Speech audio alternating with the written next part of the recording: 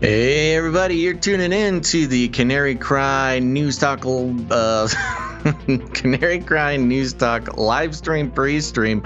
Oh man, congratulations for making it. We're going to get the show started in just about a minute here, but before that, I want to give a big old congratulations to YouTube user Pingalingding.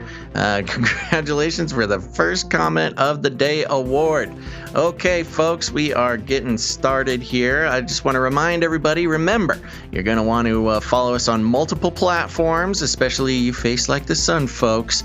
Make sure to follow at youtube.com/canarycryradio, twitch.tv/canarycryradio. Certainly need to remember to follow our RSS feed. That's on whatever podcast catcher you want to use.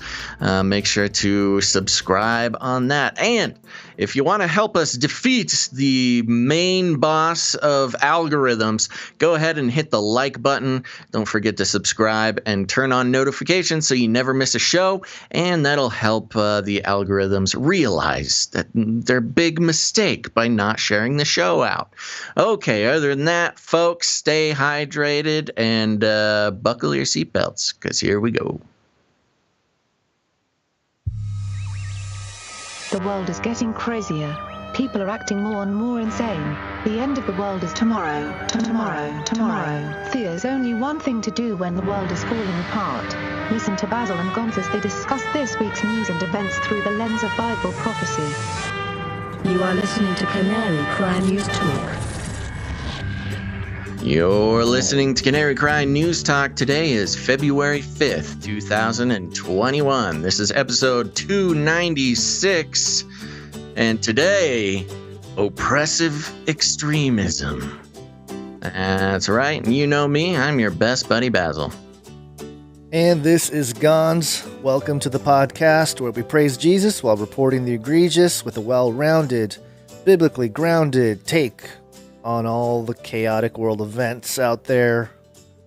We're here to help you, folks. No, we're here to help ourselves. That's true. You get to watch us help ourselves. This is one big therapy session for you and I. Yeah. Well, and if you're new to the show, we're here to mainly analyze the mainstream news that's coming out, but we also track trends and forces and all sorts of scary stuff going on in the world, and do it all within a biblical context and worldview. And we're happy to be here. What day is it, Gonz? Friday. Oh my gosh, it's Friday. Okay, that means we get to read some reviews later on in the show. If you have not left a rating and a review for Canary Cry News Talk yet, you should do that. And we'll be thanking some people later on the show for doing that. You can do that by searching Canary Cry News Talk on Apple Podcasts. Leave a rating and a review. Very helpful. Again, we're out to game the system. Jiu-jitsu those algorithms into helping us out for once. But other than that, just a quick reminder, make sure to like, subscribe, bell button, and all. That's right. Like, subscribe, bell button, all. Like, subscribe, bell button, all. You know, I had a teacher that used to say Friday. Friday. It's Friday. Yay. I used to be very confused about that. Is it Friday or is it Friday? It's Friday. Yeah. Okay. Well, let's see here. Well, I don't know. I don't know if I have any news to go over beforehand. I'm trying to think. It's been kind of not very exciting week over here. Well, other than the crypto markets going bananas over $1 trillion and climbing. Yeah, things are, the roller coaster continues. Yeah, it's pretty crazy watching it. But this is part of we're in the bull cycle now. We're in the uptrend of the bull market. So it looks very similar to 2017. If anybody was around in the crypto markets back then, it did a similar thing where it just goes crazy, goes up, and then it goes up again, and then it's blood in the streets for like a week, and then it everyone goes, it's over, and then it goes up again, and it does that for a few months, and then and then when you wake up and it goes parabolic, you know it's probably close to the top there. But it's crazy, all the celebrities coming out with crypto projects and NFTs and Yeah, it's becoming very, it just continues to be an accessible form of alternative economics. Very interesting how that just continues. But what do you say we get into the show? Yeah, before we do, we did a hashtag raffle, I guess, contest raffle back in December. Wow. And Such confidence. I don't know what to call it. What is it? It was our social media blitz included there you go. with a custom crafted knife as a thank you gift to the winner of the raffle. And it was created by producer Nigel, who so graciously made his skills and materials available to fellow Canarians. And I think what you're getting at, Gons, is that we've got another social media blitz raffle this month. We do. So go ahead and hashtag Canary Cry, share all over the we got to be very nets. specific because lots of people, not lots, but there was some confusion last time. So here's what's going to happen. We are going to run this all the way through the month of February. And the way to participate goes like this. You will post a social media post on Twitter or Facebook or, whatever else you do. I would say if you are posting on some sort of obscure thing, like if you're on, I don't know, Parler or something like that we are not on, the best way to make sure that your ticket gets counted, is to take a screenshot of it and email it to us at canarycryradio@protonmail.com. That'll just make sure you get on the list. But also, you absolutely must use hashtag Canary Cry News Talk. Because if you don't do that, then we just won't see it. There's no way for us to find it. And although we will appreciate you talking about us on social media, you won't make it into the raffle. So there you go. So now there's 3 conditions. One of the conditions is you must use hashtag Canary Cry News Talk. The second condition is you must say something. You can't just simply post hashtag Canary Cry News Talk. You got to talk about it or urge people to listen to it or watch it or whatever. And then lastly, you must link to an episode of Canary Cry News Talk or the website or something like that. Some sort of tangible thing that people can click on and be ushered into the world of Canary Cry. So there you go. That's 3 things. You can write them down if you want. You need to hashtag Canary Cry News Talk. You got to say something, preferably nice about it. And then you need to link to a piece of Canary Cry News Talk media. You can do that by linking to one of our past episodes on YouTube or Twitch, or post the link to a podcast episode on Apple Podcasts, something like that. I'll even allow, posting canarycry.community if you're trying to drive people to that. But but it must be something that's actionable. No, just posting a picture of my, I don't know, Twitter picture or something. In that, I will include on a clickable action item, you can also put Gon's, either Gonz's Twitter, my Twitter, or at Canary Cry Radio. Probably, preferably at Canary Cry Radio. People are saying it's too complicated. Well, sorry. I mean, it's really not that complicated. Share the show, add hashtag Canary Cry News Talk when you do. Yeah, it's really easy. You just go, hey, everybody, listen to this great show. Hashtag Canary Cry News Talk, and then a link to follow. Really easy to do. And we're going to be going all the way through February. We'll be keeping track of that. If you want to doubly make sure your post gets counted, especially if you're on some obscure social media site, send us a screenshot of it. And there you go. And Gons, what is February's prize? Right. So we had the custom-made knife last time. This time we're going to give away a silver ounce coin.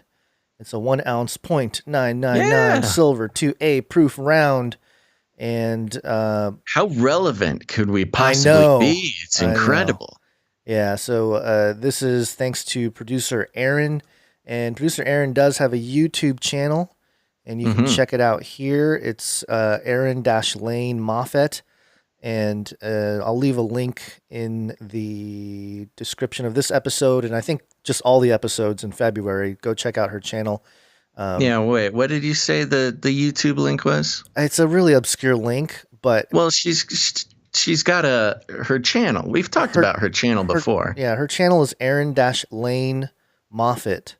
But the link, I don't think she has the name as part of the link. So you know how we have youtube.com/Canary Cry Radio. I don't think she has that as a link there. So we'll have it hyperlinked on our website so people can go check that out. But she works with a company called 7K Metals.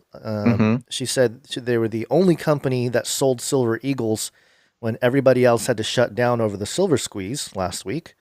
So so they got some supplies, and so it's a beautiful silver coin. And yeah, if you want to pick up a silver coin, 0.999 fineness, like that, you can participate. And it's a random selection, right? A random generated thing. So is officially a randomly selected raffle, but you are able to enter the raffle as many times as you'd like, as long as the post includes the 3 mandatory things, which is the hashtag, the link, and some sort of call to action or something like that, just to avoid people sort of spamming, just tweeting the hashtag 1,000 times. Right. You got to make, it's got to be a real thing.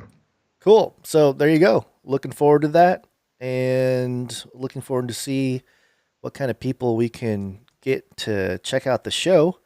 Yeah, it was fun. really helpful last time. We only did it for a week, and it really did a lot to drive people to find the show. A lot of people found the show through that.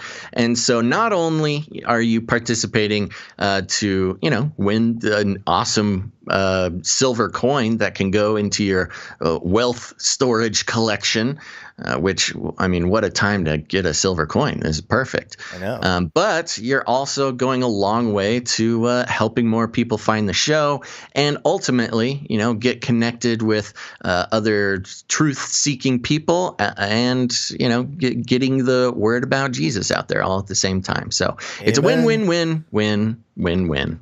Yep. Okay, we'll talk more about that later, but let's get into the show, Guns. Sleepy update. Do you want fries with that? Okie dokie, folk. It's time for the Okie dokie, folk. Okie dokie, folk. The one Singular folk. Yeah. Hey, folk. We are talking about Flippy. If you don't know, Flippy is the colloquial name for the disembodied robot arms that are taking our jobs, enslaving our children, and flirting with our spouses. We use talking about Flippy as a way to explore how robotics and AI are taking over the world, and there's nothing we can do about it. Today, Gons, I got this article from MarineCorpsTimes.com, and the headline is, Marines need to trust their robots like they trust each other, Commandant says. Marine Corps Commandant General David Berger sees Marines trusting robot partners as vital to how he expects them to fight in the near future. Quote, I believe in man-unmanned teaming.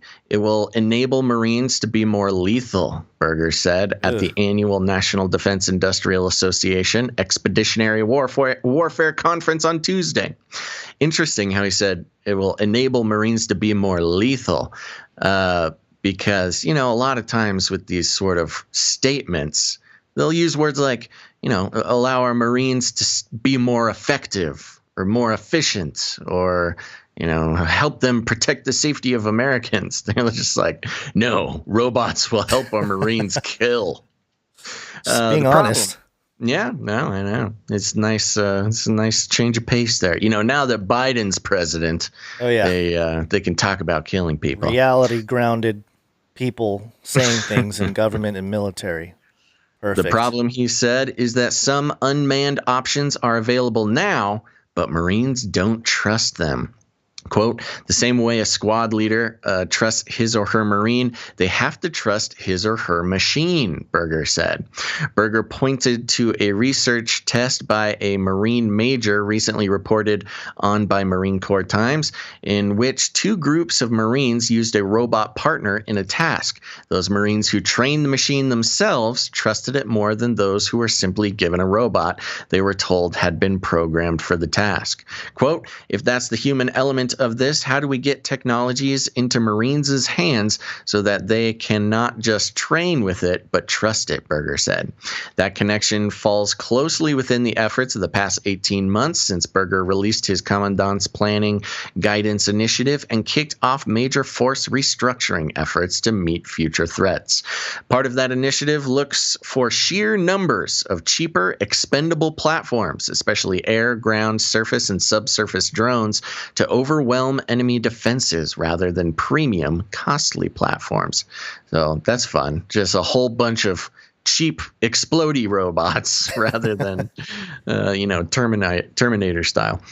The commandant listed long-range precision fires, specifically ground-based anti-ship missiles, at the top of his needs for moving the Corps to a better position for countering China and other near-peer adversaries. Near peer, that's fun. But that program took a major hit, seeing severe cuts to funding in the most recent defense spending bill. The Corps wanted $64 million for ground-based anti-ship missiles and $75 million for long-range fires, but Congress cut ground-based anti-ship missiles by half and reduced long-range fire programs by a quarter. Berger admitted the Corps had, quote, lost time on long-range precision fires due to those cuts. Quote, and that's on me, he said. I have to do a better job with key members of the Hill of convincing them. On a separate presentation, Lieutenant General Eric Smith, Commanding General of Marine Corps Combat Development Command, noted the focus on long-range fires, but added the importance of communications passing data, yada, yada, yada. They stopped talking about robots, and that's when I lose interest. But I thought it was interesting. A couple of things. One, that the Marines that did the training of their robots trusted their robots more than pre-programmed robots, which kind of has like a canine feel to it, you know? I think that was the idea.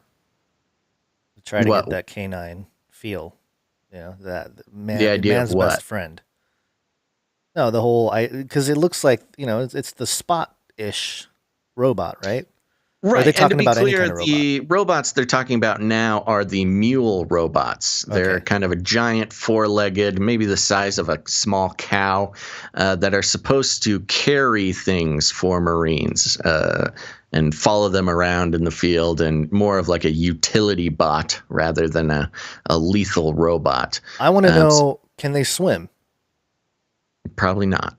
Oh, well, what are you going to, you're a Marine, what are you going to do if you got to cross waters? I don't know, Gons. I'm not the expert in this. Well, that's probably why they don't trust him. When we're talking about the positioning, we've talked about the personhood of robots. This is mainly about relationship between man and bot. Of course, in the commercial world, we've talked about making the robots look cuddly or look more human or less human or something to try to manipulate the feelings and the attitudes towards robots. In this case, you're not going to make this mule robot big and cuddly. If you're a Marine, you don't want a teddy bear following you around in the field. Or do you?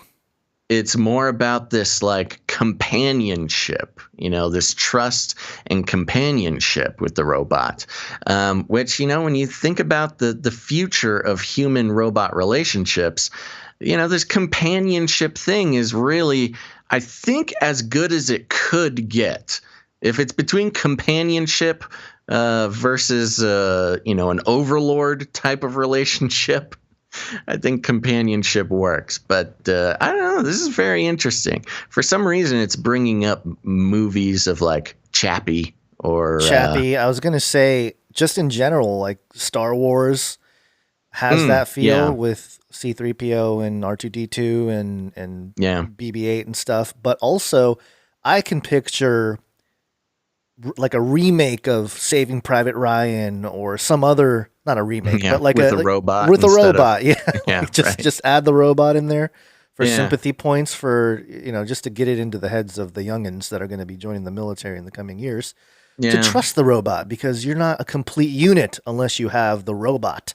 Yeah. You know? Yeah. Well, it's very interesting how this relationship building exercise, is taking place in more intense organization than like Sony selling a robot or something. These are life and death situations that these Marines are in, and they got to have a trustworthy relationship with their bot. Oh, man. Why don't they just go straight to the mech suits? Is that just a budget issue, or is, because if they would probably trust the machine more if they just are able to control it and sit in it, rather than just have it be a separate thing. I mean, I think it's a different utility. Okay. And certainly they are working on mech suits, but this ain't that. The other thing, just to break this down and have some fun with it, this was all promoted by Marine Corps, you said Commandant, General David Berger. Is that Flippy? Is that a Flippy Golem? Does Flippy create Flippy Burger? You make my gosh, David you're Berger. Connecting the dots. There you go. And yes, I did say Commandant, because that's what that word is. That's my, I don't know. I would have said Commandant, but that's probably because I don't know how to pronounce it. Yes, and everybody would have thought you're so silly. Silly guns. All right. Well, there you go. That's the Flippy update. The continuation of the relationship between man and bot is apparently of utmost importance in our Marine Corps. 666. What? Architecturaldigest.com. Took a second to get that out. Sorry. Cold reading the URL. Well, I mean, I knew it was agriculture, and then the agricultural part kind of threw me off. Anyway, it's architectural. Well, architectural, whatever. I need keep going. Keep moving. I'm 5 days in without sugar, so my brain is rewiring itself. Ah, yes. Yeah. This Manhattan high-rise has changed its devilish address. Say goodbye to 666 Fifth Avenue.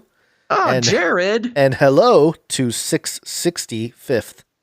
So, I think all the PR of Jared Kushner being the Antichrist maybe pushed him to reconsider the number there.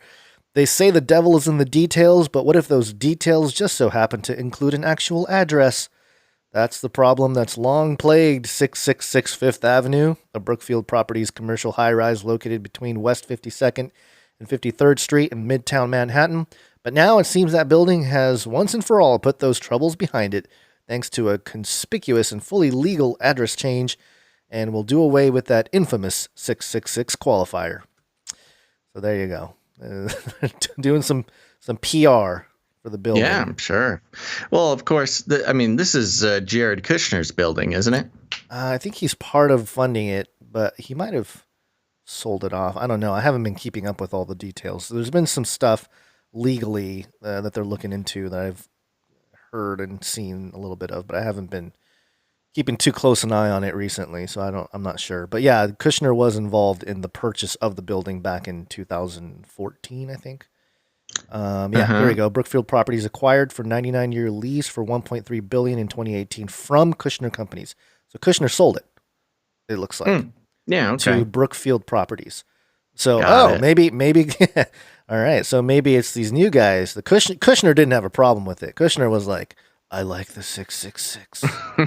But these Brookfield guys. That drove a lot of conspiracy theories surrounding Kushner. Brookfield Properties, a 99-year lease? Holy moly. Yeah, all those big buildings are done on these super long leases. Yeah, that's like, hey, my children's children's children will take care of the final payment there. So there you go. That's just some 666 update. We got some 33s. 33 is the number of completion of the Great War. Seems to be an Illuminati dog whistle. And this one, commercialnews.com. New police unit seized 33 guns. And it says here, Danville, since mid-May last year, when the Danville Police Department Problem-Oriented Policing Unit, oh, that's a name, and Community Housing Unit started to the end of 2020, both have seized a total of 33 guns in the city. Ooh, got him. Yep, good job. There's Messaging. more. Yeah. This is patch.com. Vaccine use in Illinois. How many shots have been given? And according to the article, where did it go? Here it is. As of Wednesday, 55.9 million vaccine doses had been distributed in the country, with 3.8 million people receiving at least one dose. About 27.1 million have taken the first dose, and more than 6.4 million have received both doses of either the Pfizer, BioNTech, or Moderna vaccines. So there you go. They had to mention that among other numbers here. Mm-hmm. And one more 33 update very quickly. This 5G stock will boost its dividend by 33%. Ooh. Yeah. Which 5G stock? Following better than expected fourth quarter earning results, Ericsson, that's Ericsson, that electronics company, board of directors plan to propose giving the company's dividend an impressive 33% boost at the annual general meeting in March. So yeah, if you get dividends from Ericsson, you'll get a nice boost there. 33%. Okay. Signaling to their people there with the 5G stock. I didn't know Ericsson was in 5G, but I guess all those companies are in 5G. Yeah, so. I think all major telecom companies have to be in 5G, or else they'll be left behind. Due for the grave. Yeah. Yeah. Speaking of tech and all that.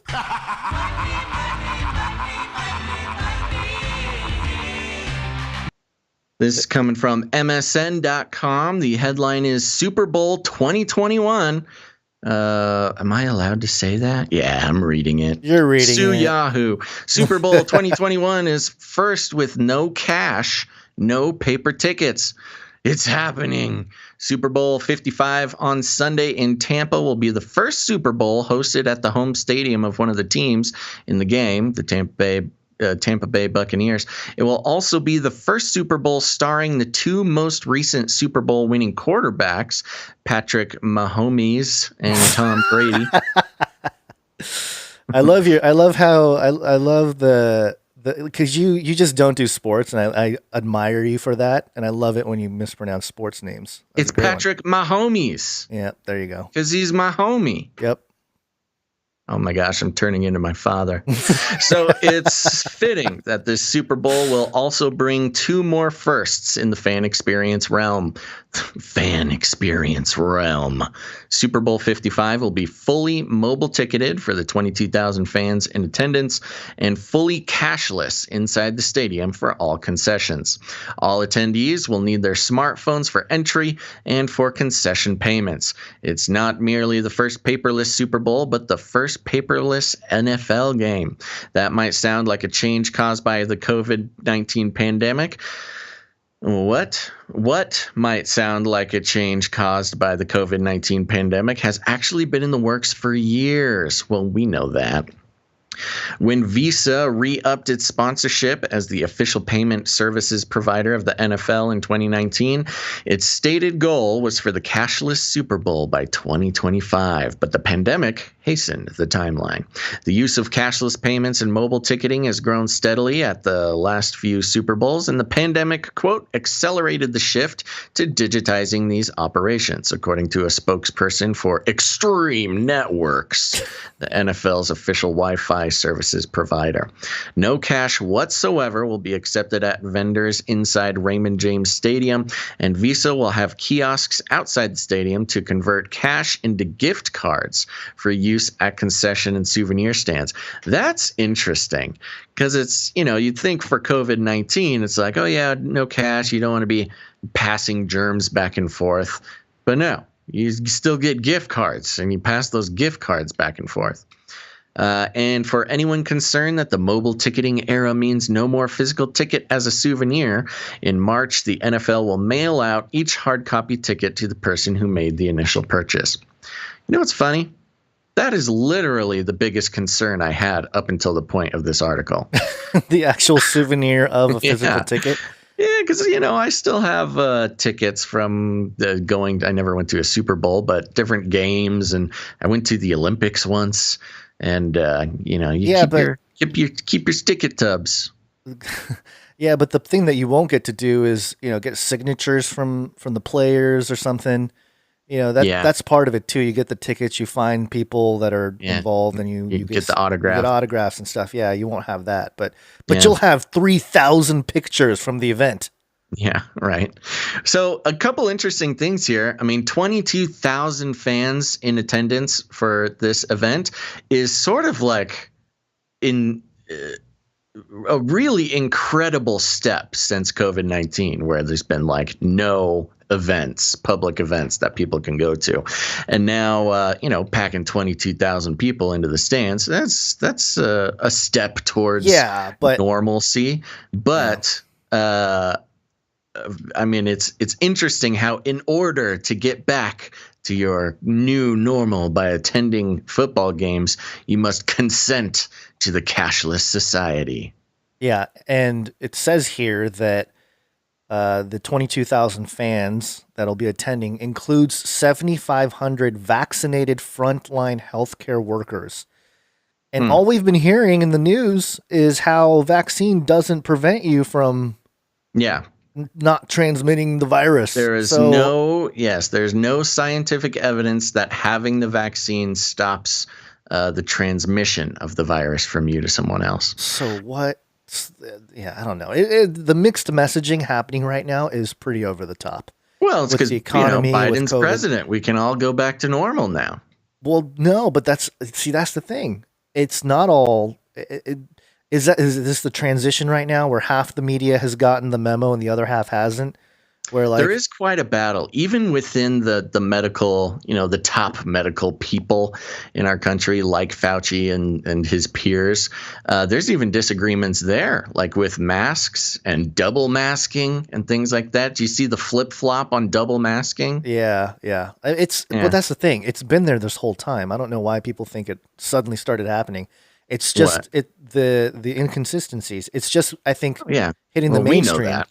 No, it's just interesting how it's hitting the mainstream now, and you can say it's the Biden presidency or whatever, but I don't know. It's just it does seem like different forces behind the scenes at work, and they don't exactly agree on how to move forward with the New World Order. It's like they work together to take out an animal or something, but they can't agree on who gets what piece or like how they're going to carry forward from this point. That opens up the conversation of like when you talk about the Illuminati and whatever that means specifically, or the elites or those in power type of thing. That's kind of one of the levels. This sounds kind of condescending, but I can't figure out a different way to put it. But the levels of maturity of the idea of elite control, because the sort of initial level of that is everything is controlled by one group, and if something contradicts, it's like a on purpose psyop. And certainly that does happen in certain cases. But as you get deeper into the analysis of elite control, you kind of start to realize that there are conflicting groups or sects of elites that have, in different ways, if not conflicting motivations, conflicting ideas of who should hold the ultimate power. Yeah, and this is ultimately, and it makes a lot of sense. If you're a Bible-believing Christian, it makes a lot more sense because the conspiracy is obviously physical, but it begins with the spiritual. It's a spiritual conspiracy. There's we wrestle not against flesh and blood. There's a spiritual component to it that is driving this. And so when there's a carnal or a fleshly sort of motivation that it gets added on top, you have different personal agendas at various levels. And if you think about, the throne of Satan, so to speak, and you're trying to climb that ladder, and you can sort of understand that in the modern sense of Yeah, it's all corporatism. battling for power. It's battling for power, stepping on the other guy to get ahead. And so that same principle would apply in the takeover of the world, Right. Different factions trying to beat each other out in climbing that mountain to the throne of God. Basically, it's the Tower of Babel thing. Let's build a tower, take out and then God. you play King of the Hill. Exactly. Yeah. And so that's something to keep in mind. I think people do miss that idea, or at least when they come in to realize that it's all one big scam, everything. Yeah, that's you've out got there. a bunch of families who generally work toward domination, but they're all scrambling up over each other. And not just families, but the whole elite structure. It's a dog-eat-dog world at the top. Infrastructure of the elite, yeah. Do want to give a shout-out to Florida for making it happen. Yeah, no Florida, other state would allow 22,000 people to all gather in one place and scream and shout and drink. It's true. Yeah, unless it's a riot. This will be the biggest. Oh my gosh. This Super Bowl will be the biggest public gathering that didn't include setting police cars on fire. Well, we don't know over that the yet. past 18 months. We don't know that yet. Oh, that's true. Who knows? You get a bunch of, especially if it's in Tampa, and you get a bunch of Tampa fans excited about their Tampa win. better win, or else there might be some police cars on fire. You don't watch sports, man. It doesn't matter if you win or lose. They're going to riot and flip over cars. That's what happens in sports. Well, that would be just perfect for the people who are upset about this and want to have a reason to shut down any future big events. You have, if some rioting or some violence happens after this game, then that'll be a great reason to never allow another big meeting. Are they all going to be socially distanced in the stadium? It's like 65,000 seats, 22,000 people. Yeah, I mean, technically, one every three seats, basically. Yeah, you can have one person every 3 seats away from each other. Oh gosh! Which I'd say the seats are probably about 2 feet wide. That's 6 feet, baby. Yeah, you're fine. Social distance. Yeah. Okay. Is it an outdoor stadium, or is it? I'm not sure. I don't know. I don't watch football. Okay. I don't watch this barbaric sport of football. All right. Well, here you go. I mean, this is a great example. This is a nice little microcosm of sort of the macro plan that a lot of people have been analyzing and expected to happen with the COVID situation is, you lock them down, you take away freedoms, then you give a little bit of a freedom back, something that was totally normal before the lockdowns. You give them back just a little bit of it. But in order to get that freedom back, you must participate in the cashless society, which, of course, those who have listened to the show and other shows like ours know that the cashless society is a predominant theory when it comes to one world government and sort of general end of the world. Although here's an argument on that front, because I've seen a lot of people, because of the whole crypto markets exploding, people saying, oh, don't buy Bitcoin or Ethereum. You're basically, next day you're going to wake up and you're going to have to take the mark of the beast to access that stuff. Yeah. And maybe later in the future, but it certainly is not how it works now. And when you think about a cashless society, and we've gone over this before, but it's not just one thing that it's cashless. There are private ways to exchange cash, and that's part of, if you read the Bitcoin white paper, it's not necessarily private the way it is with paper cash at the moment. But the idea was to go peer-to-peer, person to person, without a middleman, without a financial institution in the middle, driving the economic exchange. Right. And there's a freedom to that.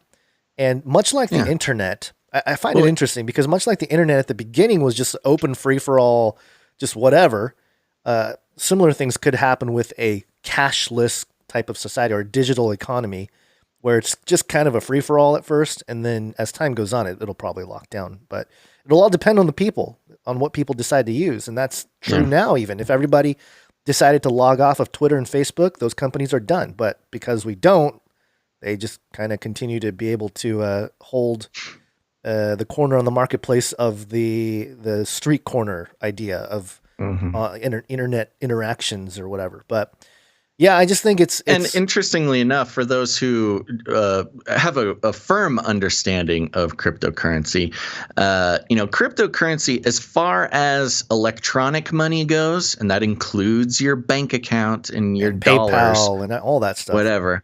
Cryptocurrency is kind of the cash of electronic money. Yeah. Mainly because that peer-to-peer thing, you can just send it straight to your friend without a middle company, which you cannot do with it's hard. This vocabulary is getting difficult. I was going to say digital dollar, but that's different. But your fiat currency. That's the thing. So is this cashless society going to be controlled by a centralized government, or is it going to be more of a free of the people type of system? This is Earth. I know, I know, but cryptocurrency being the cash version of electronic money. And somebody in the chat, I forgot, Storm Rider asked, are blockchains good or bad? And it's kind of like, well, it depends. If you have a centralized blockchain, is a computer good or bad? Right. Is any technology good or bad? It just depends. Yeah, we won't get into it too much now, but yeah, it's all a big conversation, and we've done it before. All right, here we go. Let's get into some vaccine stuff. Oh my gosh. A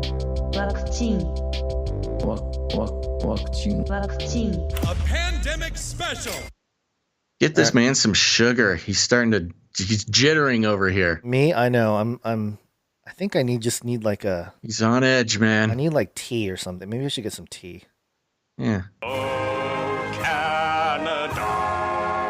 We've been keeping up with our friends from the north here, and there's some video footage that came out. Ezra Levant shared this clip of some men in some gear.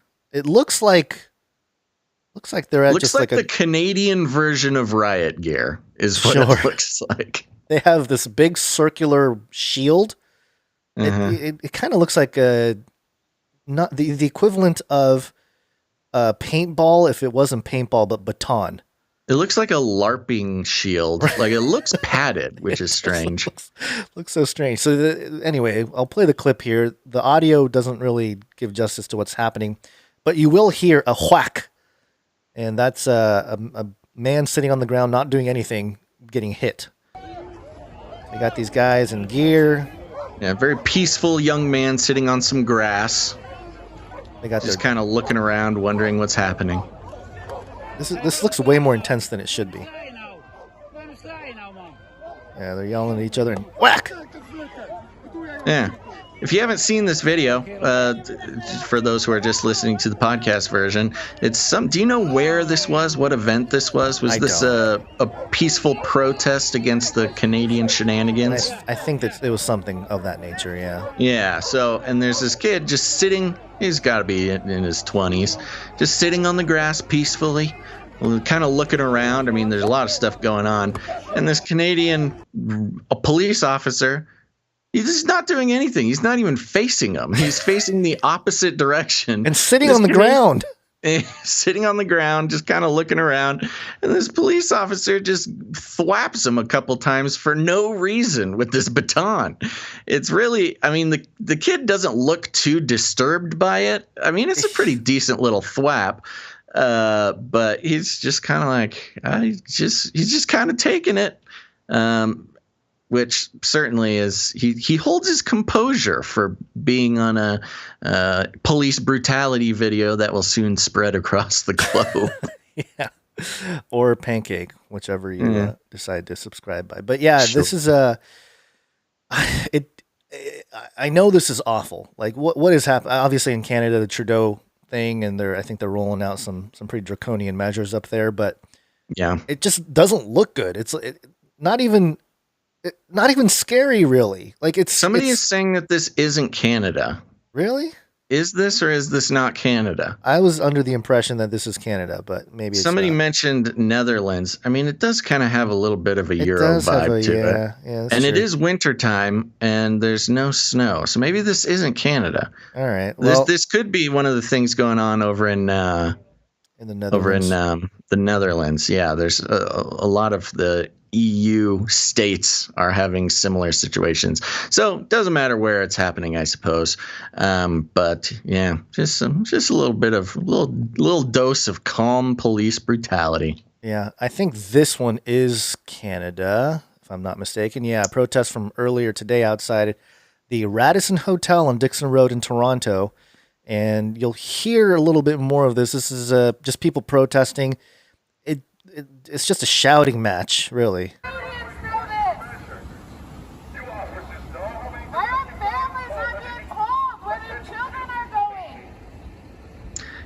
And this is in response to they figured out where the Canadian government quarantine hotels Right.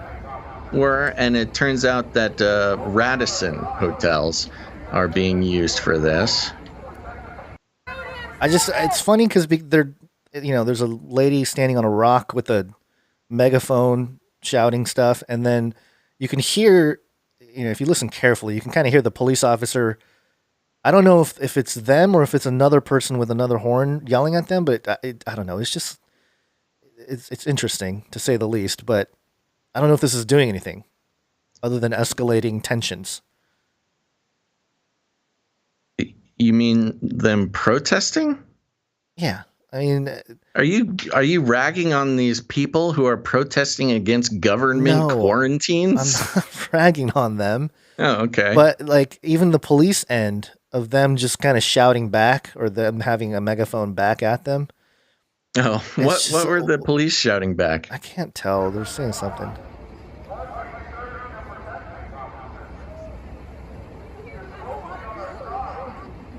Oh, I guess it's somebody else with another megaphone also yelling at them. I thought they were yelling at each other. So that's my mistake.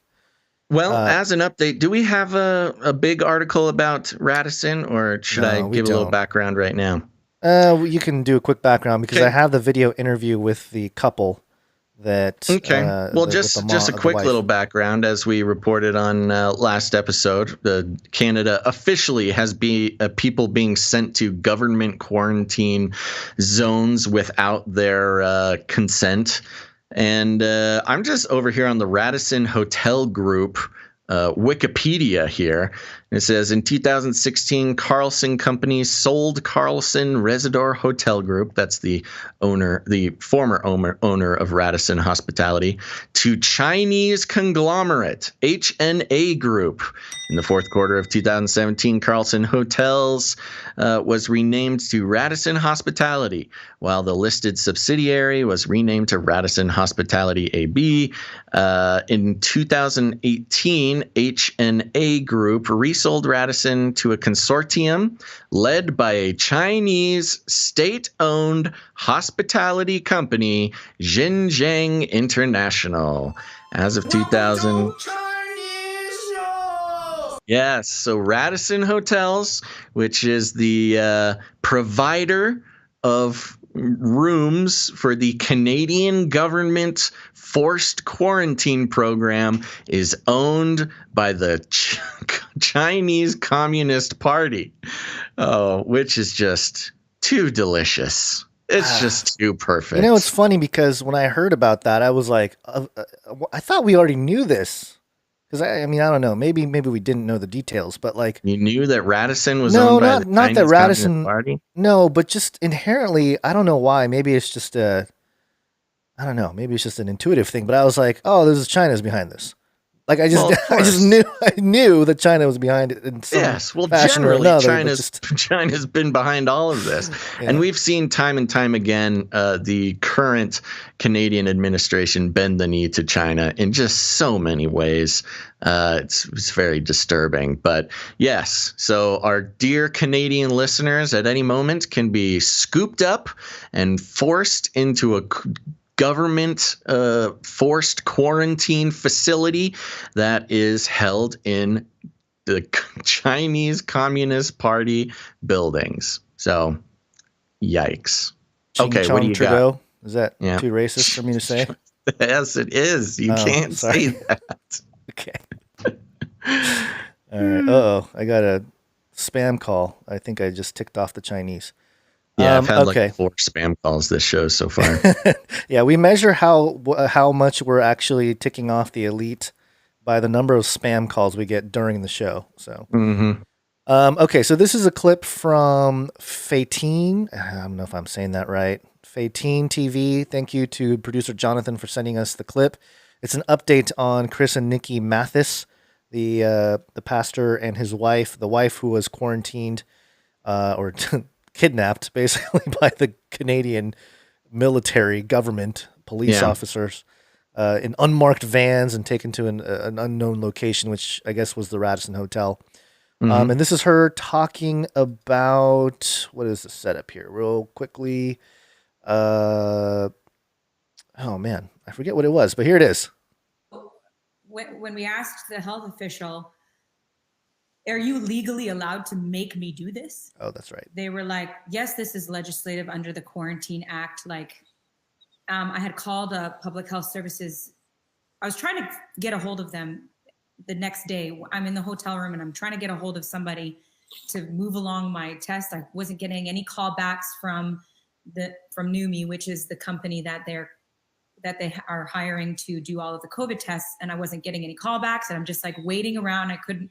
They have the Red Cross involved, helping to just be there as like a help, but they don't really have any information. So I was like, I called the Public Health Service and I was asking them, like, what would happen if I walked out of this hotel room right now? And she said, if you don't, she said, well, let me put you on hold and I'll get the right information. And she basically was just a person to give me a bunch of phone numbers for me to keep digging for information. So she just said to me, she comes back on and she says, so if you don't comply with anything that they tell you to do when you land, then it's up to 6 months in prison, or you can get a fine. And she gave me a number, and I don't want to quote anything wrong, so I'm not going to even try, but I know that it was a big number. And I know that people have been fined up to $250,000 for not complying. So as far as saying, you basically have to do whatever they tell you to do, and they can say that it's a part of the Quarantine Act, is really scary, because where is the line? And I really wanted to make it clear that this isn't like a free Nikki thing. It's really not about me, even though I would rather crawl in a hole and hide and not be the face of this. I do think that it's a really important thing for us to speak out about and say, as the people, we demand a line. We demand that there be some accountability as far as how these decisions are made and how far they can go with these decisions, because I don't want somebody showing up just being like, oh, this is part of the Quarantine Act, so we get to do whatever we want. I know that sounds, again, far-fetched, but here we are. There you go. So what did she say? 6 months in jail and up to several tens of thousands of dollars in fines. Yeah, or 200,000. Yeah, no, it's pretty intense, man.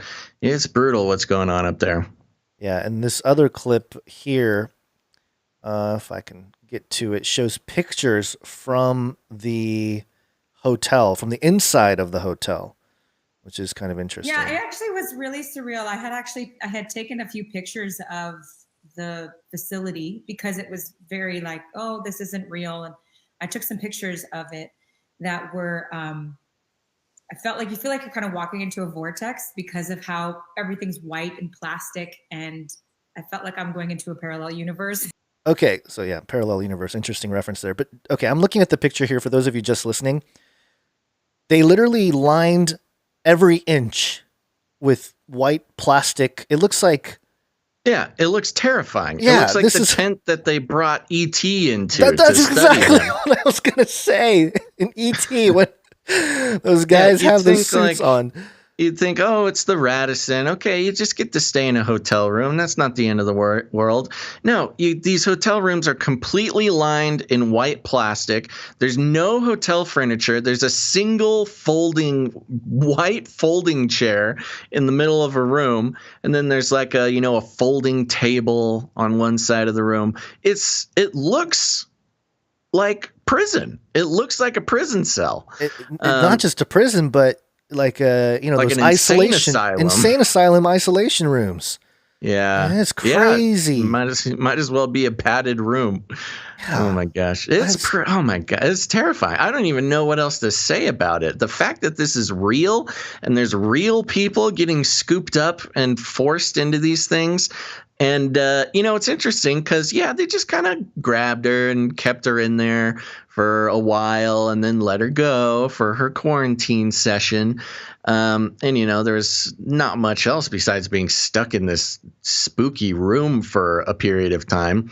But it's a really interesting sort of stepping stone because she didn't, it sounds like she had her phone. She wasn't like imprisoned in sort of a traditional imprisonment way. Meaning, I don't think they put her in a jumpsuit and chained her up and let her out for an hour and, whatever. Although we have heard that the food that they're fed is really bad. Come on, but Radisson. It's kind of this, what? I said, come on, Radisson. Yeah, but it's kind of this weird little stepping stone into, normalizing periodic imprisonment for a normal. She's not a criminal. This was just a person who got scooped up and put away. And she's not the only one. There's a bunch of them. Yeah, the whole thing is troubling. Solitary confinement. I really hope the people are able to just get rid of this nonsense, but we'll see. We'll see what happens because in the meantime, there's so much stuff happening in so much confusion. The first story we have here is from the dailymail.co.uk, and this is, oh my gosh, this must be the longest title. I think they've done it. They've finally done it. The headline paragraph: Why are COVID cases plummeting? New infections have fallen 45% in the U.S. and 30% globally in the past 3 weeks, but experts say vaccine is not the main driver because only 8% of Americans and 13% people worldwide have received their first dose. That's the longest. I don't think I even need to read the thing. I mean, it pretty much tells that's you their specialty. I know. But yeah, there you go. The COVID cases are plummeting according to the dailymail.co.uk. And it says here, as the deadliest month of the coronavirus pandemic in the U.S. came to an end, the nation is seeing signs of progress, including plummeting rates of COVID-19 cases, which, by the way, that probably also has to do with the PCR test. The WHO coming out with some different parameters on how to. Oh, plenty of reasons. Yes. Yeah. The new PCR cycle thresholds. They also just changed the way that they count the statistics. I know. Yeah. So shady. we don't need to get into the actual math of that, but they just changed the way that they count statistics for COVID. And it brought, the numbers down by like 16% or something crazy like that. Yeah.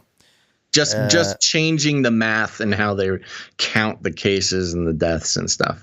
Daily cases have dropped 45% since the latest peak on January 11th, according to the data from the COVID-19 tracking project.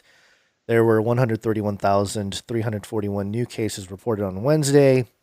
Just goes through some numbers here. Hospitalizations down 26%. Yeah. It's not just the U.S., however. The World Health Organization said on Monday it has also seen declining new infections globally over the past 3 weeks. Our Worlds in Data graph shows the daily infection rate has fallen by 30% in that period.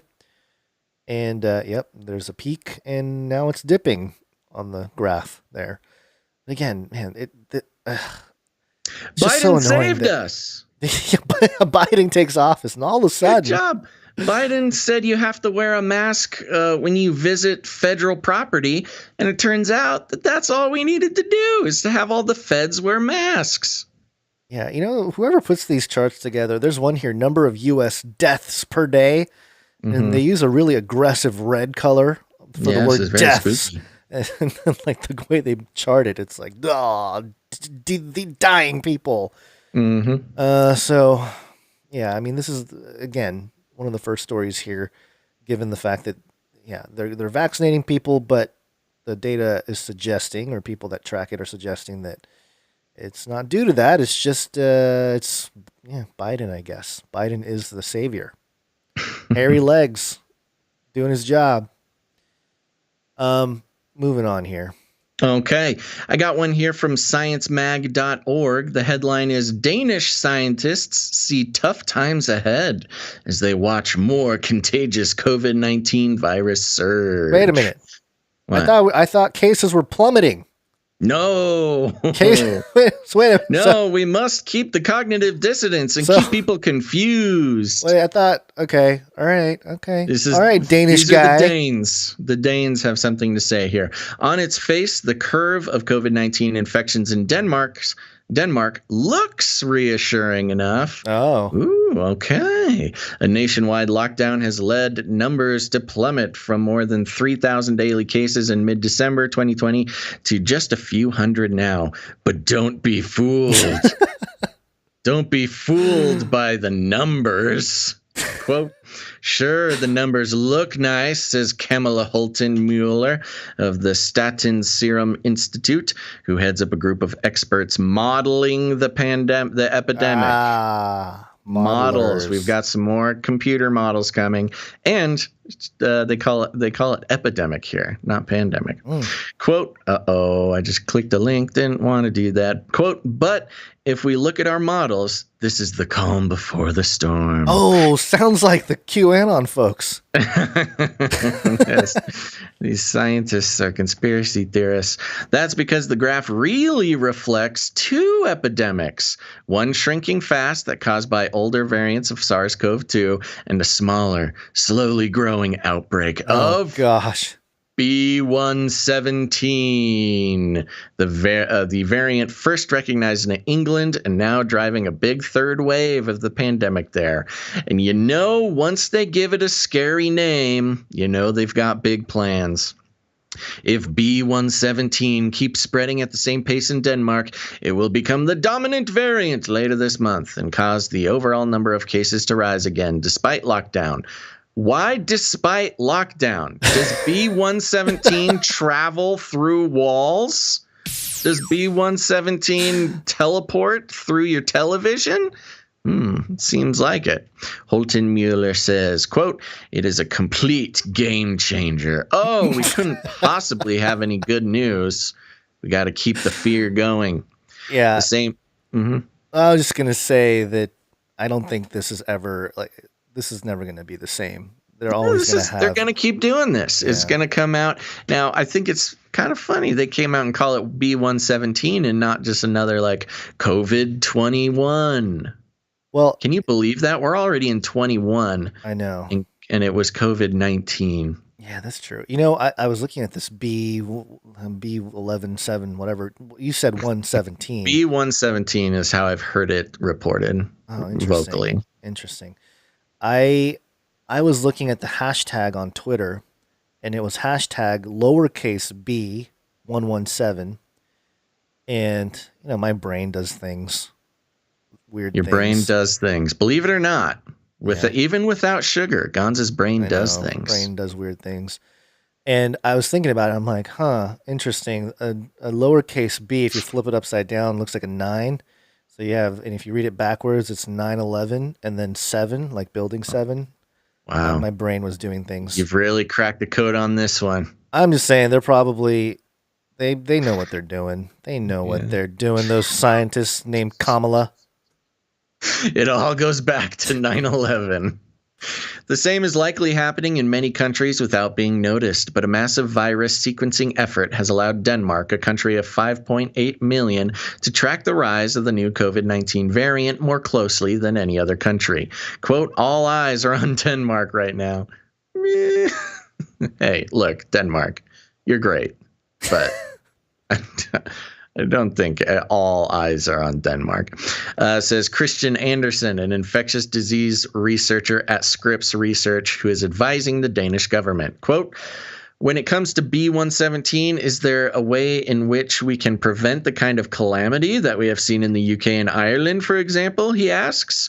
The data aren't reassuring. Danish scientists' best guess is that B117 spreads 1.55 times faster than previous variants, Holter Mueller says. To keep it from spiraling out of control, the country will have to remain in lockdown or even add new control measures until large part of the population has been vaccinated. The prospect is so unappealing that some epidemiologists say Denmark should consider an alternative. Reopen once the most vulnerable people are vaccinated, even if that means a big new surge in cases. Denmark reported B117 within its borders in December 2020, soon after the United Kingdom put the world on notice, and has since stepped up an already impressive virus sequencing operation. Anyways, there's more to this article, but that's kind of the big points there. Yeah, I'm just reading some of these. Go ahead. No, you're reading something? Oh, I was reading the name of I always have fun with the people's names in these articles.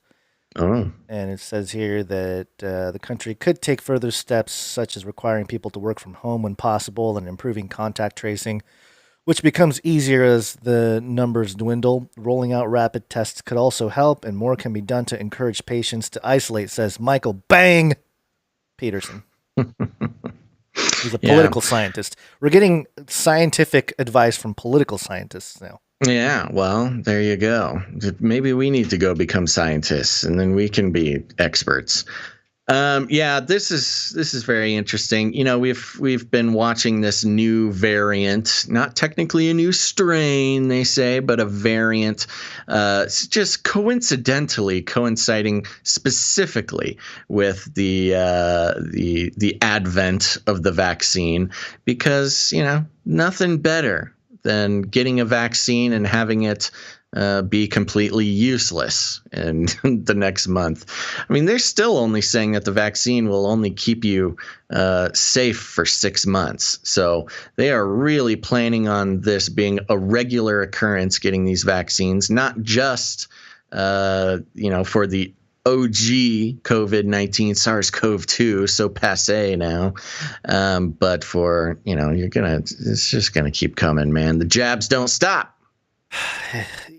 This whole vaccine thing, I feel like it's such we always talk about a psychological operation on the masses, but this is like, it's getting to the point where it's not just psychological, and obviously it's all tied together, but the emotional manipulation is just off the charts now. Yeah. With people that really buy into all this stuff. Yeah. They must be feeling, I don't know how they feel almost. They must feel really hopeless at this point. No, I mean, it is. There's a very intense sense of hopelessness. Just a quick little fun story.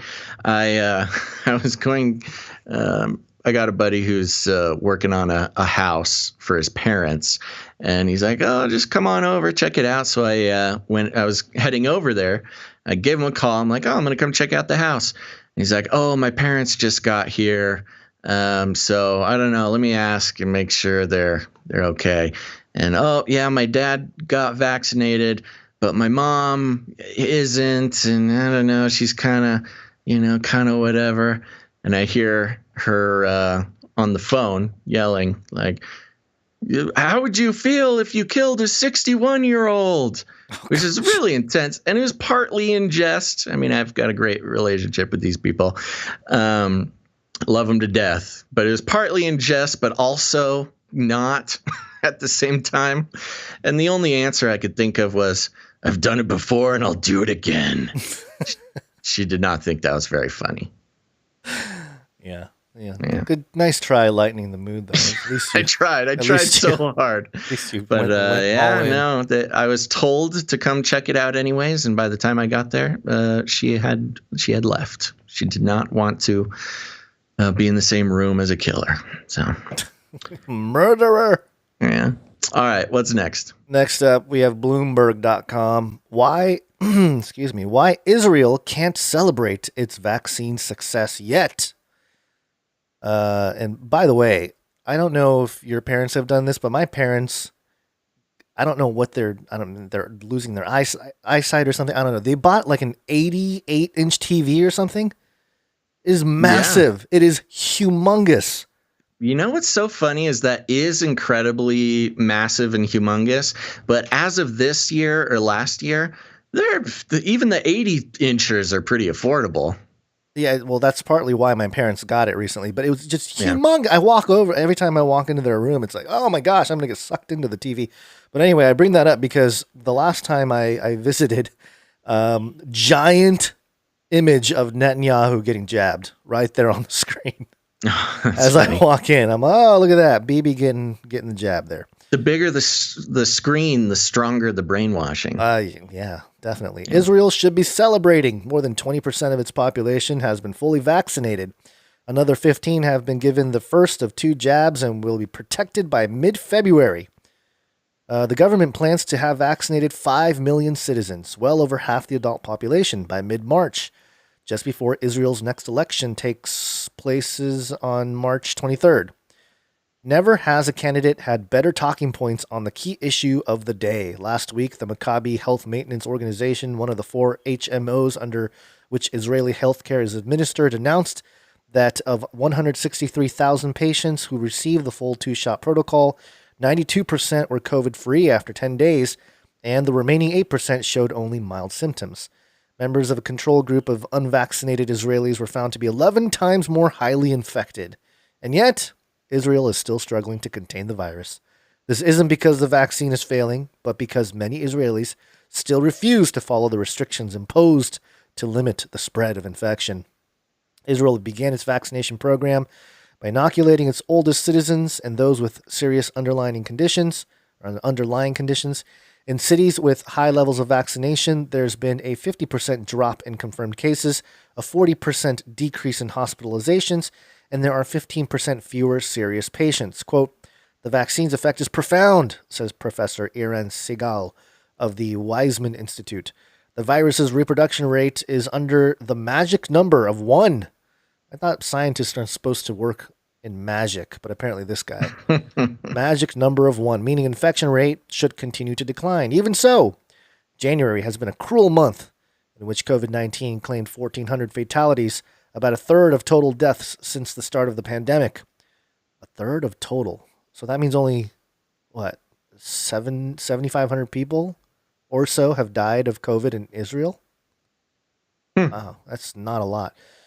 Most of these were elderly patients from whom the vaccine didn't arrive in time. In Israel, if Israel is bending the curve, it isn't doing it as fast as it could be. Why so many new infections? One big factor is Haredim and Arab Israelis who often flout the social distancing guidelines and become infected at mass communal events such as weddings and funerals. Coronavirus ward in Israel's hospitals have been filled up with unvaccinated younger patients. Experts here believe Israel cannot achieve full herd immunity until a vaccine can also be given to children. For the past 3 weeks, Israel has, in theory, been under an internal lockdown scheduled to end this weekend, though that is a matter of political negotiation between the warring coalition partners. In any case, compliance is poor. So, all of this, I can keep going on here. This just keeps going. But all of this is blaming the people. And that's the thing that's really troubling with all of this is like, oh, these governments and scientists, we're doing all that we can. But those pesky people, it's all because of you. You're the reason why we can't beat this thing. Yeah, well, it's so funny because that really has been, and it's unfortunate and it's not smart and it's bad PR for scientists and governments. It's this weird dichotomy between it's the people that are making this not work. Our genius plan would work if only the people weren't so free thinking and rebellious. Right. But the measure of success is the well-being of the people. So it's this weird, again, and we touched on this middle of last year, but it's this weird victim blaming mentality. Yeah. And for such a woke, progressive, socially minded set of scientists and doctors and government officials, there's a whole lot of victim blaming going on, and it's really sick, actually. It is. It's really exposing I guess the medical technocracy, the technocratic takeover. Yeah. Because part of it too, and I was listening to Tim Dillon. He's a comedian. He's got a podcast. I think he's like openly gay too, so I'm not like totally, aligned with his worldview. But he was talking about how he had been jumping. He was invited to Clubhouse, which is that application where all the elite technocrats get together and they chat about stuff. They had Elon on last week. This week they had like Zuckerberg and who else was it? There was like a few people that all joined a call at the same time, like all these elite technocrats getting together. And Tim Dillon didn't drop names per se, but he was saying that these people were definitely all about, moving forward. We're going to have a pandemic every 5 years. We were mixing our germs too much before anyway. And so now, it's better this way. We're going to be healthier and cleaner and better. It's just it's wild. Which is opposite of how the immune system works. Completely opposite. But that's how these guys were talking. And they're stoked because everyone stays inside. Everyone has access to the internet. That's how people are going to communicate with each other. Friendships, everything is going to happen online now. And you're going to do it through our products. And so they were all excited about it because now it's we the have pay to live model. Pay to live, and also, lock you down. So that it's like imprisoning you and forcing you to use our technology, basically.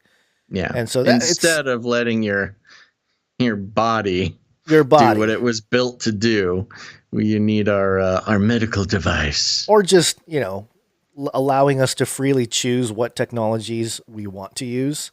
Right.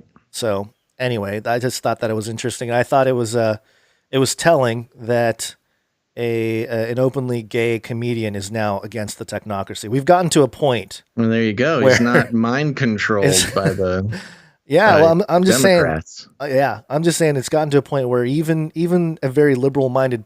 You see it a lot now too. It's not even about the Democrats, by the way. I misspoke. It's not about the political party of the Democrats. It's not, but I guess you can just call them normies or people that would traditionally be more towing the line of what the authorities tell you.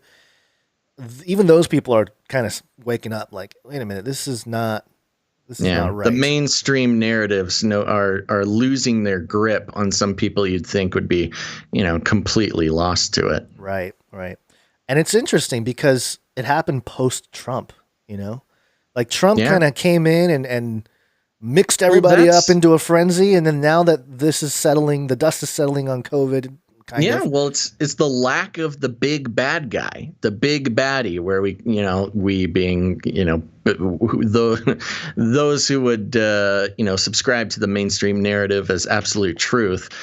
Once the big bad guy, the sinister villain is defeated, the problem is with the lack of Orange Man bad, you actually start to think again.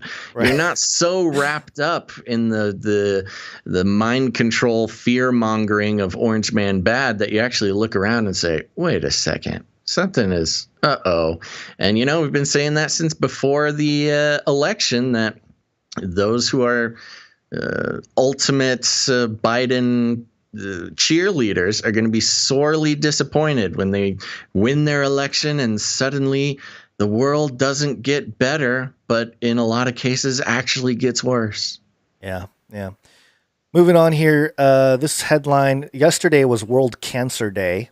And one of my predictions for the next couple of years here is the curing of cancer. This is NewYorkTimes.com. In the vaccine scramble, cancer patients are left behind. And it says those with compromised immune systems are often advised to get the shots under medical supervision, but their cancer centers can't always provide them. A doctor in Arizona says their cancer patients are so desperate to get vaccinated against COVID-19 that they plan to volunteer at a stadium vaccination site. A woman in New Jersey with colon cancer can't sign up for the vaccine appointment because her cancer center in New York is authorized to vaccinate only state residents. The cancer patient in Maryland refreshes her computer, but can't find an available vaccination appointment. Facing conflicting guidance and logistical chaos, many cancer patients are struggling to navigate the bumpy rollout of the COVID-19 vaccination campaign. Ideally, cancer patients who take immunosuppressant medications should receive vaccinations under the care of a doctor or in a cancer center, where they can be closely monitored and encounter fewer people than they would at a mass distribution site. But the limited availability of the vaccine, plus the havoc and confusion surrounding the rollout, leaves patients grasping for answers. So, a couple angles to this. One, I think the controllers, the powers that be, they're totally fine with letting all these cancer patients die, which is nefarious in itself.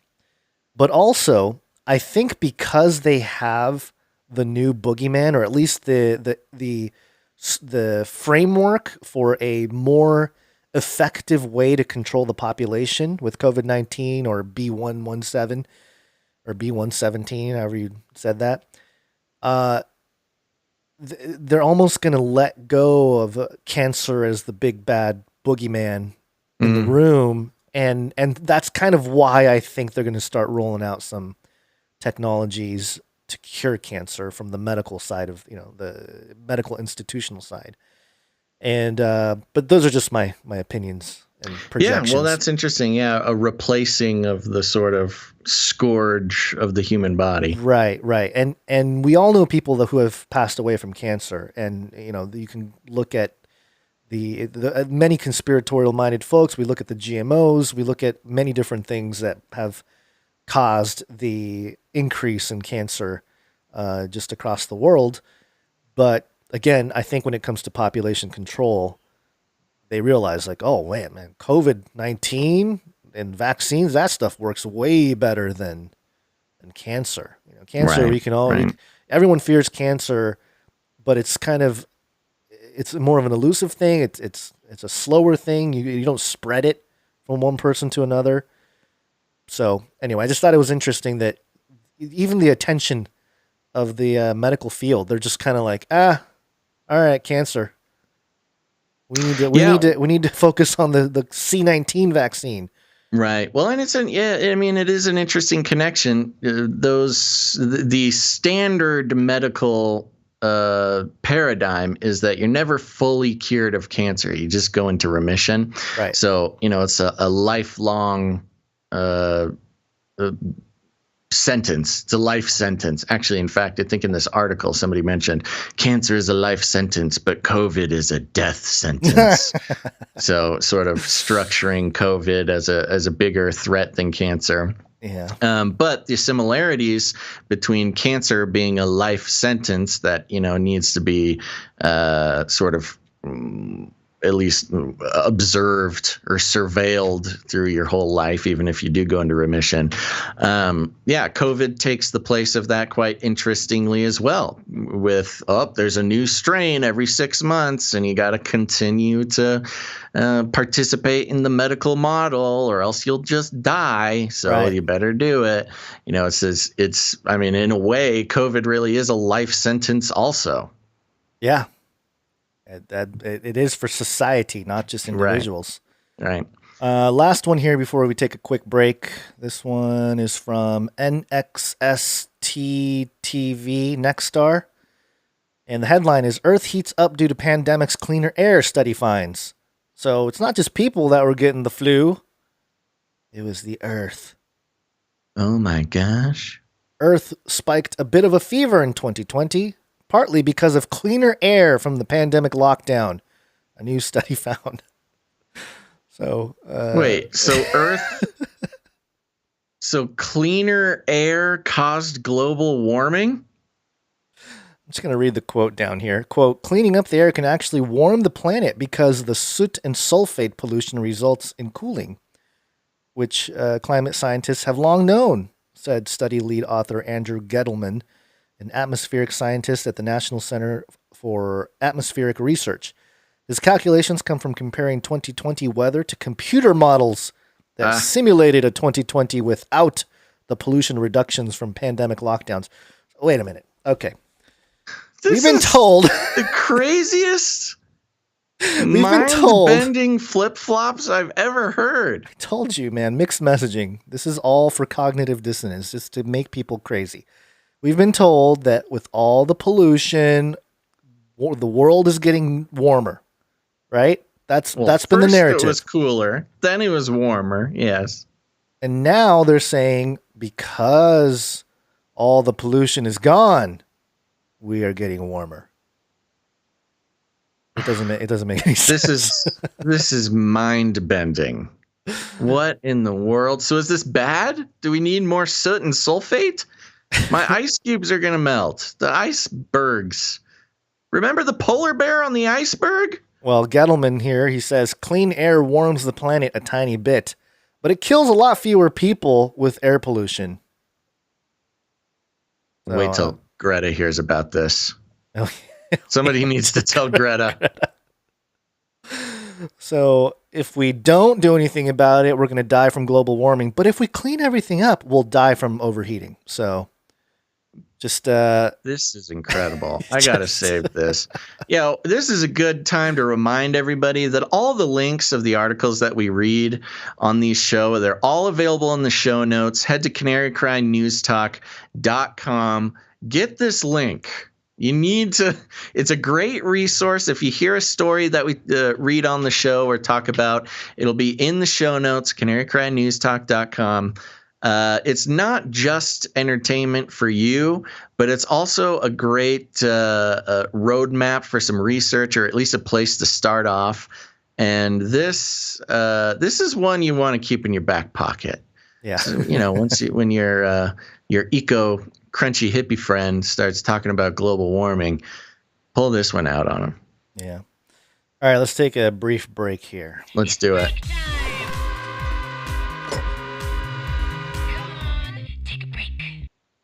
Okay, folks, we're just going to take a quick break, but don't go anywhere. After the break, we're getting into some politics, baby. We're going to be talking about Biden. We're going to talk about Psaki. We're talking CIA. We're talking Majorie Taylor Greene and much, much more. Ooh, a little bit of Satanic Temple in there, too. So you don't want to mix. You don't want to mix the politics section, but you also don't want to miss it. So stick around. We're going to take just a second and thank some of our producers. That's right. I'm talking producers because we are on the value for value model. If you're new to the show, let me learn you something. Value for value model is the number one best way and only way that we can keep this show going. You may realize that we don't have any affiliate codes for you. We don't read any advertisements, and that's not for not for lack of opportunity. We have plenty of advertisers who would just love. I mean, can you imagine how good? Look, you're great, but can you imagine how much fun I would have doing ad reads for underwear companies and mattresses? Companies. Oh my gosh, that would actually be very entertaining. But we don't do it because we just simply can't be beholden to corporate money. Advertising is part and parcel with big data, privacy concerns, the panopticon, censorship on the internet. It's all surrounds and revolves around advertising. And you're starting to get the picture now. That would just simply be unacceptable for us to participate in that advertising system. Or if you want to put it more plainly, willful mind control. Again, we've had people beg that we don't do the value for value model because they just hate hearing that real human beings are supporting this show and we're not taking money from corporations. And it's sick. I don't blame them. It's just the mind control. We've been trained that we can get all media for free and some big corporation will pay for it. No longer, folks. Mainstream media is even asking for donations now. Washington Post, CNBC, NBC, MSN, all these places are trying to get the masses to support them with the value for value model. But that's not what this is about. This is about you, dear listener, rebelling against the corporate money, advertising, censorship, big data takeover that has put so many people to sleep. And we're coming to a time now where you will be able to get very little media for within the advertising system, free to you. I mean, think about Netflix, think about Hulu, all your streaming services. You're paying $15 a month. How much do you listen to the show? Do you listen to it every episode? How much do you get out out of it? Is it worth something to you? Do you learn something? Are you entertained for 6 to 9 hours a week? What is that worth to you? You are invited to join in with the value for value model. Join hands with other listeners just like yourself to keep the media that you care about and trust going without being beholden to corporate money. And it's a rebellion against that theology of the earth and the powers that control it. And so we invite you to become a producer of the show. And you are a producer. It's not just a cutesy name. If you're paying to have media created, you are a producer of that media. And so we will like to thank some of them now. And I'm going to start over at patreon.com/CCNT. Thank you to all of the people who came in here. The Patreon hadn't had that much action recently, but I do want to extend a big old thank you to our first producer DNS. Thank you very much. DNS. Is that like literally a DNS? Do not subscribe. I don't know. Thanks to our next producer Larry B. Thank you, Larry B. Thank you very much, Larry B. Next, we have producer Carter, who is an upgrading producer. All right. Thank you, producer Carter. Thank you very much. Thank you to producer Mike B. Mike B. Yes. And thank you to producer Shayna S. All right. Thank you, producer Shayna. Yeah. And, another thing I forgot to mention, the way that we do it, and which we admittedly lifted straight off of the No Agenda show, one of the pioneers of the value for value model. One of the great things about this model as well is it's transparent. I mean, a lot of shows and media and websites and stuff, they'll ask for donations, but you never really know where the money's coming from. You never get credit. You rarely get credit. You rarely, if you're not a producer, hearing the names of the producers is creating a connection between you and the producers. These are the people who are paying for the show for you to listen to it. And I think that's kind of special to know who's, keeping a show going that you enjoy. And it's also nice to hear that it's not some scummy corporation. Okay, next we have patreon.com/Canary Cry Radio. That's right. Yes, and one producer coming in there. And again, this is producer Mike B. Came in twice on both of the Patreons. Thank you very much, Mike B. Thank you, producer Mike. Okay, now we get it. Maybe you don't like Patreon. That's okay. You don't want to participate in Patreon's thing. We support you. That's why we have canarycryradio.com/support. canarycryradio.com/support. That's right. canarycryradio.com/support is a great place to become a producer. It'll have some literature there for you to learn more about the value for value model. You can also learn about the Canary Cry Roundtable of Knights and Dames. But on top of that, you can sign up to become a monthly producer, or if commitment is not your thing, you can come in with a one-time producership and any amount. There's also cryptocurrency and all sorts of fun things over there. So head on over to canarycryradio.com/support. Gons, who's coming in on the PayPal? PayPal. First up, we have Alicia M. Thank you, producer Thank Alicia. you very much, Alicia M. Next, we have producer Jennifer C. Thank you very much, Jennifer C. with a pocket full of sevens there. Yes, and she said, "Love you guys." Thank you for that. And then we have producer Maureen M. Thank you very much, Maureen M. And next up, we have producer Isaac coming in. Thank you very much, producer Isaac. And is this Isaac that made the Canary Cry calendar? I believe it is. I think this is from the calendar. Oh, awesome. That's wonderful. Thank you, producer Isaac. Yeah, that was great. Hopefully everyone out there grabbed a calendar. If you haven't, go to canarycrymerchperch.com to check it out. I don't know if there's any left. Oh, if there's might be. any left, there's very few of them. But Yeah. the Canary Cry calendar was a very special project that producer Isaac and a bunch of the other producers put together. It's a 2021 calendar. Did ours ever come into the mailbox? Yeah, I got to send you because I You have got 2. one? Yeah, I got. You should 2 of have a them. couple things for me over there. Yeah, All I'll right. just hold on to it until you beg. Until Jesus comes back. I'm begging now. I'm on my hands and knees, live on the show in public. Send me my calendar and other wonderful things. Very interesting knees you got. Producer Rachel. Producer Rachel C. Thank you very much, producer Rachel C. You're clearly not on your hands and knees, is what I'm trying to say. Oh, I forgot people can see me. Producer Rachel says, you are an essential service in our house. That is awesome. Thank you for all nice. You do. God bless. Thank you, producer Rachel, and all the people in the Rachel C household. We say hello. Yes. Greetings. Rachel C household. Next up, producer Marcia M. Thank you very much, Marcia M.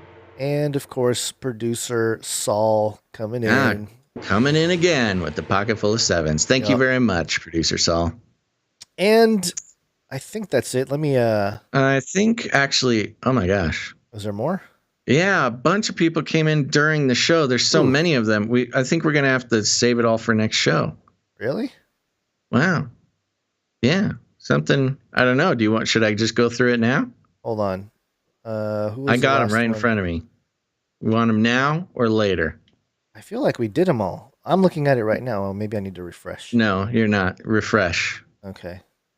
Refresh. Look at this. This is what happens, people, when you wait until the show. Now we're stuck. What do we do? Let's save it. We got to save it. We do? We'll thank all these producers on the next episode. Thank you guys so much. Okay. All right, cool. Very cool. Okay. Yeah, so other ways you can support the show is with cryptocurrency. You can go to canarycryradio.com/crypto. I have good news. Yes.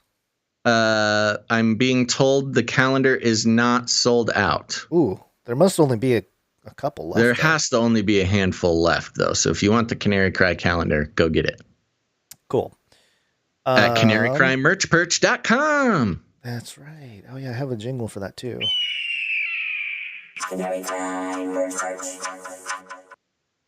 And other ways you can support the show with your time and talent is with sending us jingles, ISOs, songs, all show relevant stuff that we're into. We'll play a big playlist, which is getting pretty long. May have to start shaving a couple tracks off of it, not because... well, I don't know. We'll see. We'll see how. I don't want to have an outro playlist that goes for too much longer than it is right now. I mean, there'll be a rotation. Yeah, we'll have a rotating song list. But we thank you for all the producers that have sent in their tracks, and we're open to hearing more. Okay. And of course, with your artwork. One art, please. And we have a few pieces of art to consider today. First one is first couple here, from producer Grace. She has a series of quotes here that were said on the show. She said she had a lot of fun putting this one together. This is no longer science fiction. That was me. Yes. And Basil, you said, this is the dumbest thing I've ever heard. Very good. And then another one from Basil, your old cartoon update from Gons, and there's a picture of Popeye the Sailor Man smoking a pipe. Your newest hit segment on the show where you describe old cartoons with sort of no bigger point. There was a bigger point. It was Brutus, Brutus, who would destroy spinach. Anyway. And this has been your old cartoon update from Gons. Shiver me timbers. Beautiful, glorious global brains. Apparently I said that in the last episode. I don't remember. That sounds like something you'd say. Yeah. So thank you for that, Producer Grace. Actually, there's one more piece here in that set of quotes. We are serious journalists. That was satire. That was Yes. Basil saying I'm that. glad we put that she made sure to put the Asterisk. disclaimer there at the bottom. Very good. Thank you so much, producer Grace. We always love these. These are wonderful, and it really puts into context all the silly things we say. Turns it into visual form. Need it. Very fun. Love it. Next up, we have producer Ali. Quintessential Canadian Beard by Beard Co. Ah, yes. This is in reference to the pastor whose wife was kidnapped by the Canadian government. He was on TV. We actually showed him earlier, too. And we were talking about just his glorious, wonderful beard. Yeah, it looked fake. I know. It's beautiful. And yes, now you can get your own quintessential Canadian beard by Beard Co. It's one big plastic piece. $33.99, beautifully molded, BPA-free plastic beard for all occasions. Fully detachable mustache and built-in mask available in brown, black, blonde, gray, red, clear, paisley, and plaid. Clear. Beard Co. for all your facial hair needs. Clear Thank is you an very interesting much. choice. What did I say? No. I'm just saying clear Oh, yeah. as a It's beard. It's like a future beard. A future beard? Okay. Yeah. And also... Well, it's like a polar bear beard. You know, polar bear's fur is actually clear. yes, It just looks white. Because I've heard that one. Also, what I thought was funny was 4.5 stars. Who's that one guy who's like, not happy with my one-piece plastic beard? It was a lady.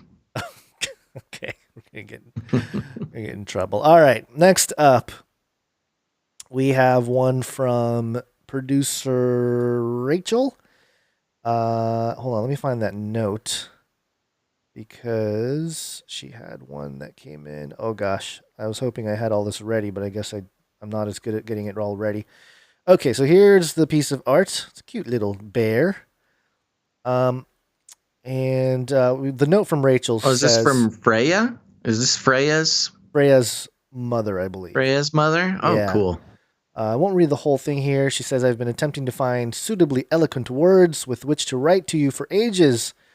I'm not sure I found them yet, but I wanted to send official salutations from myself and my daughter, producer Freya. As a small introduction, this is JD Rachel in the chat and comments. And they live in West Yorkshire, UK. And she says she's been lost in SGI Buddhism for 20 years. Oh, then interesting. I awoke one day last March to find myself saved and joyously reborn in Jesus. Amen to that. I stumbled around YouTube looking for answers. I went down several New Age-ish dead ends. Then, praise God, I found all your work around last June. The weekly shows immediately became a staple, especially during these mad times when we would love to join a church, but they've been closed. Yeah, I thought about that too. This is a time when, especially this last year, if people came to know Christ, they didn't have any fellowship. Hard to find a fellowship, yeah. That's just crazy to me. I mean, that in itself should tell you that the agenda is behind this whole thing. Sure, yeah. And there's actually a POLYTICK story that kind of references that in a loose way. We have found so much knowledge, insight, and fellowship from CCNT, Face Like the Sun, the Joyspiracy Theory. Thank you so much for your faithful service to the Lord. We tell as many people as we can about your work because we know from experience that you bring peace and truth to those newly saved for concerned by worldly affairs. And they also said we both have a soft spot for Allie's wonderful art. Yeah, that's wonderful. It's a Me joy too. seeing her ideas on the page. In my own work, I paint pictures and cards mainly for children. Although these days I see my pick as, this is a word that I don't think I've ever read before out loud. Miagre? A meager offering? Yeah. Miagre. Oh my I don't think I've ever seen meager spelled out before. Wow, okay. All right, well, now I have. Okay. Wait, did she say is this her job? She makes greeting cards? I think so. Or That's what she said. she just makes greeting cards for her people? Yeah, I don't. Well, she said for her work, in my own work. Cool. Yeah. Wow. Yeah, there you go. So, nevertheless, I attach one of my humble creations as a small token of our gratitude for all you do.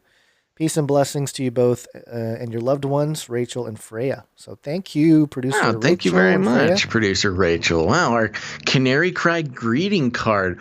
Oh my gosh. Oh, you I just found our came up next with product. Your next product. Canary Cry greeting cards. We could put some clever stuff on there. We could Sell them in like what, pack of 50 or something? Yeah. All right, Rachel. Send us an email. Send me an email. We'll put you to work. Make it happen. All right. Thank you for that. And next up, this one is actually a photo from producer Jack. He found a cutout of Fauci, and he took a picture of himself with the cutout Fauci, which I thought was hilarious because the cutout of Fauci looks like it's life size. It's so tiny. And look, I'm not a very tall guy, so I shouldn't be making fun too much. It's But so tiny. yeah, but well, pretty funny. That's fun. Yeah, I like how they put a mask on the cardboard cutout. Doubling up. Yeah, he's double masked. Double masked. And then lastly, we have one from producer Mike. I think it's producer Mike, if I'm not mistaken here. Just want to double check. So this was a different take on Somsumer. So Yes. we're talking about Somsumer, SOMN sumer, like a consumer, only you're asleep, a sleeping consumer. But this is a new twist, the Psalm sumer, PSALM sumer. And then there's you and I there down at the bottom. You're looking very handsome and detailed, and I look like a Muppet, which is exactly how I want it to be. So thank you very much. And you say, people don't read their Bibles. And I say, I didn't have much to add in that case. Eating your gushers. This is producer Mike B. Oh, Mike B. Thank you very much, producer Mike B. Wow, quite a participation this week. Thank you, producer Mike B. Really producing the show multiple ways. Yeah. So there you go. Those are all of our artists. We want to also thank producer Jade Bouncerson for continuing to provide us with timestamps. That's really helpful. Appreciate that. Yes. For those who are watching on YouTube, after the live broadcast is over, there will be timestamps available so you can skip around the show if you want to re-listen to something, or if a new listener finds it, they can kind of skip from subject to subject if that's how they want to live. Eventually, we're going to have that as probably a feature or something on the website and an app. Yeah. But and once we get our podcasting 2.0 rolling, those will be actually incredible because that can be built right into the podcast version of the show, which is very, very exciting. Yep. There you go. I think that's everything. Do you got anything else to mention? I don't think so. Let me just do a quick scan of my notes. Nope. Are you going to do the reviews, or are you going to do that later? Oh, yeah, I do have a review. It was a slow week in reviews. I was trying to look on different platforms. That's a little bit more difficult for us to conglomerate, but I do want to thank Deluxen Killer over on Apple Podcasts for the 5-star review that says 6 stars if I could. I've been listening for a few years now. Sorry it took me so long to give a 5-star. You guys have a great show, and I love listening to each episode while I'm at work. My only issue is you guys need to do a show on Tuesday and Thursday. It wants a daily show, Gons. Well, thank you very much for that review, Deluxen Killer. Let me see. Am I reading that correctly? Yeah, something like that. Sorry if I'm not pronouncing that correct. But thank you so much. And I implore all of you to head to Apple Podcasts, search out Canary Cry News Talk, leave a rating and a review, and make sure to subscribe while you're there. Believe it or not, most people listen to the podcast version. However, you dear live listeners, if you ever miss a show and you don't have access to YouTube, or maybe the YouTube disappears mysteriously, you can make sure to be subscribed on any podcatcher that you want to use. That's Apple Podcasts, Stitcher, all those places. Subscribe to the show. It's always put up the day of. And the sound quality is much better. So there you go. Thank you to all of our reviewers, and I can't wait to read more reviews next Friday.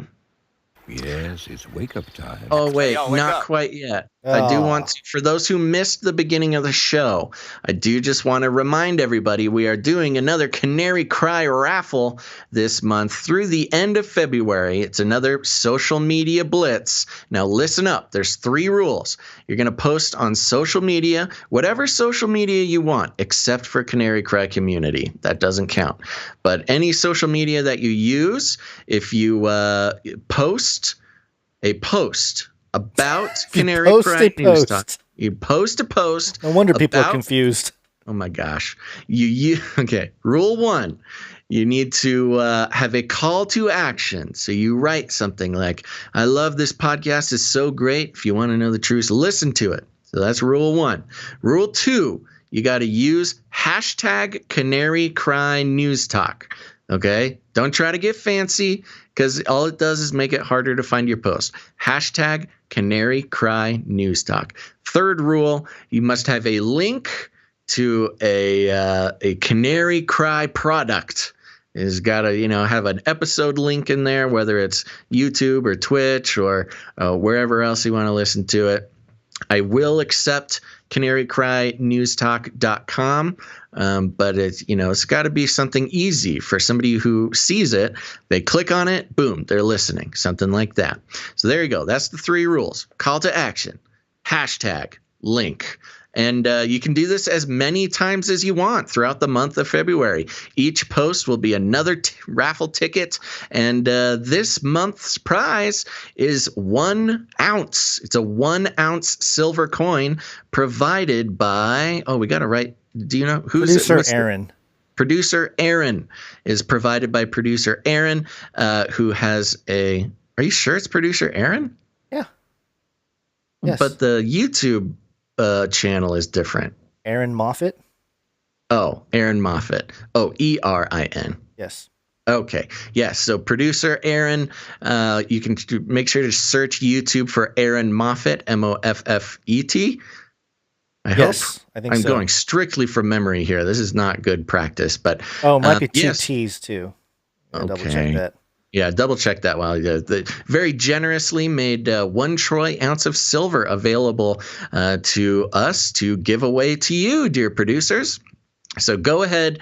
You can do as many posts as you want. It has to have those 3 things. Remember, call to action, hashtag, and link. And we'll be counting all the way through midnight on February 28th. And then we'll do a raffle and give away that thing. So make sure to check out Aaron Moffat on YouTube.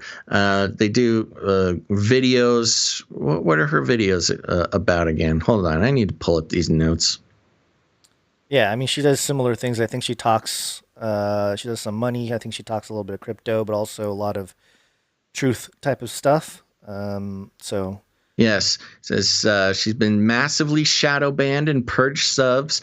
We can let people know that she primarily covers scripture, eschatological conversation, precious metals, and more recently, very much into the crypto game. And there we go. So make sure to check that out. And thank you so much for making this available to the Canary Cry community of producers and wonderful people. Right. Okay, now we can wake up. Now we can wake up. Yes, it's wake up time. Hey, yo, wake up. And So- we are doing POLYTICK. Yes. It's Latin for many. Tick. They'll suck your blood. They'll suck Politics. Your blood. That's right. We're getting into it, folks. Many bloodsuckers. Now, with the Biden administration in control, that also has signaled the change of White House press secretaries, and the new one being Jennifer Psaki. Remember, she's going to circle back on that with us, but this is an article coming from MSN.com, originally from Independent. Biden White House clashes with media after asking for pre-written questions. Now, I got to say, before I get into this, I've been at least given a small amount of hope with the problems that Jennifer Psaki has been having with the media, because as I said before the election and before everything, the worst possible scenario for America is for the government or a presidential administration and the media being on the same team, living in some halcyon age where everybody, all the media does is talk about how great the president is. I'm not saying it's perfect. I'm still offended by the article of who pours the dog kibble in the Biden family. Puff piece is it signaled its own apocalypse to me. But today, Biden White House clashes with media after asking for pre-written questions. White House reporters have said that the Biden press office's request to be sent questions ahead of briefings undermine his promise to respect a free press. Sending in questions ahead of time would give the appearance that reporters are cooperating with the administration. Quote, it peed off enough reporters for people to flag it for the White House Correspondents Association for them to deal with it, a source said, according to the Daily Beast, which writes that 3 people say the White House press team have asked that what questions journalists are planning to ask during briefings. When the subject was raised during a White House Correspondents Association Zoom call Friday, reporters were advised not to acquiesce to the requests. Journalists were told to push back against or ignore the inquiries. One White House reporter told the Daily Beast, quote, while it's a relief to see briefings return, particularly with a commitment to factual information, the press can't really do its job in the briefing room if the White House is picking and choosing the questions they want. That's not really a free press at all. After former President Trump repeatedly called the press, quote, enemy of the people, and his press team had an adversarial relationship with reporters, I will say Jennifer Psaki has seemed to have an adversarial relationship as well. Yeah. The Biden operation is trying to make a U-turn in press relations by following the facts and reinstating the daily press briefing. Let's see. There's a little audio clip here. No, there's not. A White House spokesperson argued that asking what questions were bound to come up was part of an effort to offer thorough responses and avoid dodging questions during briefings. Okay. Quote, our goal is to make the daily briefing as useful and informative as possible for both reporters and the public. Part of meeting that objective means regularly engaging with the reporters who will be in the briefing room to understand how the White House can be most helpful in getting them the information they need. That two-way conversation is an important part of keeping the American people updated about how government is serving them, the spokesperson told the Daily Beast. Former Trump press secretary and current candidate for Arkansas governor Sarah Huckabee Sanders asked some outlets what they were about to ask before larger Trump press. Oh, of course, we got to turn this back to Orange Man Bad, but okay. They just can't keep this man's name out their mouth. Let me start that over. Former Trump press secretary and current candidate for Arkansas Governor Sarah Huckabee Sanders asked some outlets what they were about to ask before larger Trump press conferences during her tenure in the West Wing. Obama and Bush staffers asked for outlines of questions ahead of interviews with cabinet secretaries. Oh, this is fun. So they put a nice little, yeah, well, everybody else did it, so Biden should be able to do it. Obama Deputy Press Secretary Eric Schultz told the Daily Beast that finding out what reporters are working on is, quote, textbook communication work. The briefing becomes meaningless if the press secretary has to repeatedly punt questions instead of coming equipped to discuss what journalists are reporting on. In a non-COVID environment, this would happen in casual conversations throughout the day. One of the few upsides to reporting reporters hovering over your desk all day is that you get a very quick sense of what they're working on.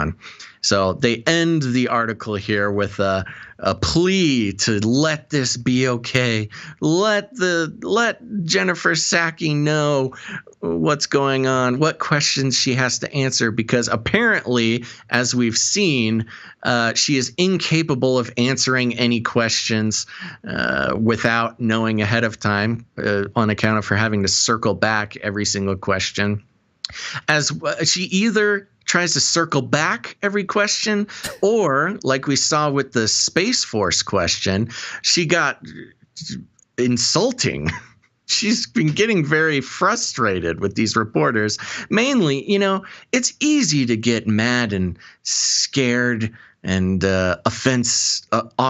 offended when you got people asking you questions that you should know, but for some reason don't. And I don't want to go on a whole thing, but all I gotta say is Kayleigh McEnany was a beast. She was a beast. Answering for the Trump administration for her tenure as press secretary. She had her big binder. She had a question for everything. She took no guff from nobody. And now we got this Jennifer Psaki in there circling back and wanting questions ahead of time. Oh, man. You're fired up about it. I really am. I took for granted Kayleigh McEnany's skill.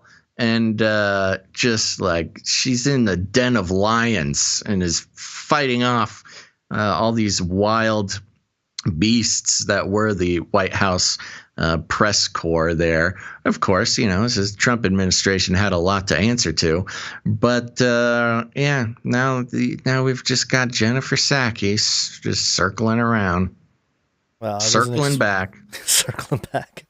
I wasn't expecting much different, but yeah, it's interesting that, and I almost wonder if the stance taken by the media here isn't in reaction to a lot of what Trump exposed of them, and maybe just to try to save face, because if you'd like to think so. Well, I mean, obviously it's not 100% because you still have your, what color curtain did Biden kibble put in the or whatever right. Nonsense milquetoast story, but.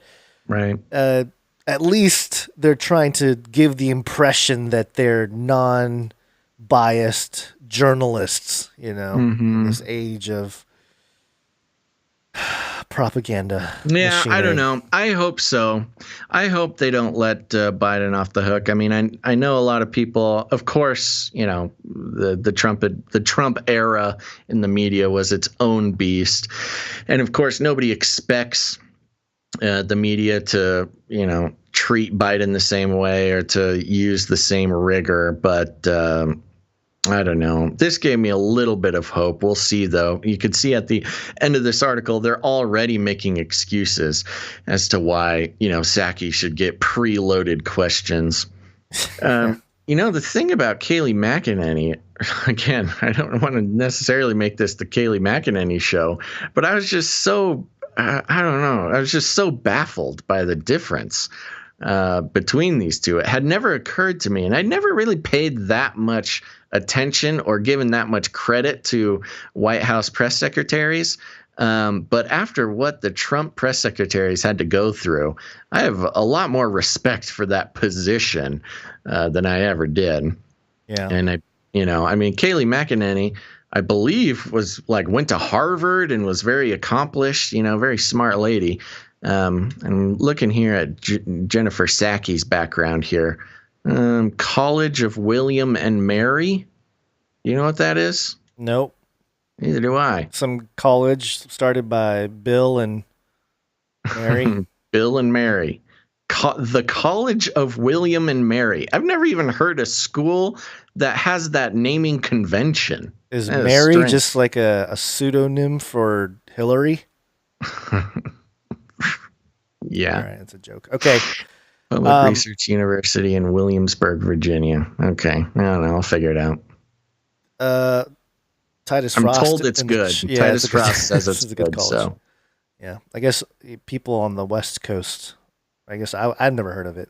Yeah. Okay. Moving on here. There's a couple stories we got to fly through here, but pretty crazy stuff here. First off, this is from NPR.org. Former CIA officer treat domestic extremism as an insurgency. Oh, great. Yeah. When it comes to domestic extremism, such as those who stormed the Capitol, a longtime CIA officer argues that the U.S. should treat them as an insurgency. That means using counterinsurgency tactics, similar in some ways to those used in the wars in Afghanistan and Iraq. Oh, great. Robert Grenier served as the CIA's station chief for Pakistan and Afghanistan in 2001. He went on to become the CIA's Iraq mission manager and then director of the CIA Counterterrorism Center from 2004 to 2006. Quote, "We may be witnessing the dawn of a sustained wave of violent insurgency within our own country, perpetrated by our own countrymen," Grenier wrote in the New York Times last week. New York Times, of course, owned by China. And without national action, he argues, extremists who seek a social apocalypse are capable of producing endemic political violence of a sort not seen in this country since Reconstruction. Wow. Oh, man. It was very... This is very concerning. It is. Because it takes all the things that we were saying might happen literally in the mouth of a guy who's ex-CIA in public on NPR, just to scare everybody. Wow. And it goes into the interview here, and we don't have to go through the interview. I think you get the gists of the story here. But I like how they always say, like, former CIA officer, ex-CIA officer. You're blood oath.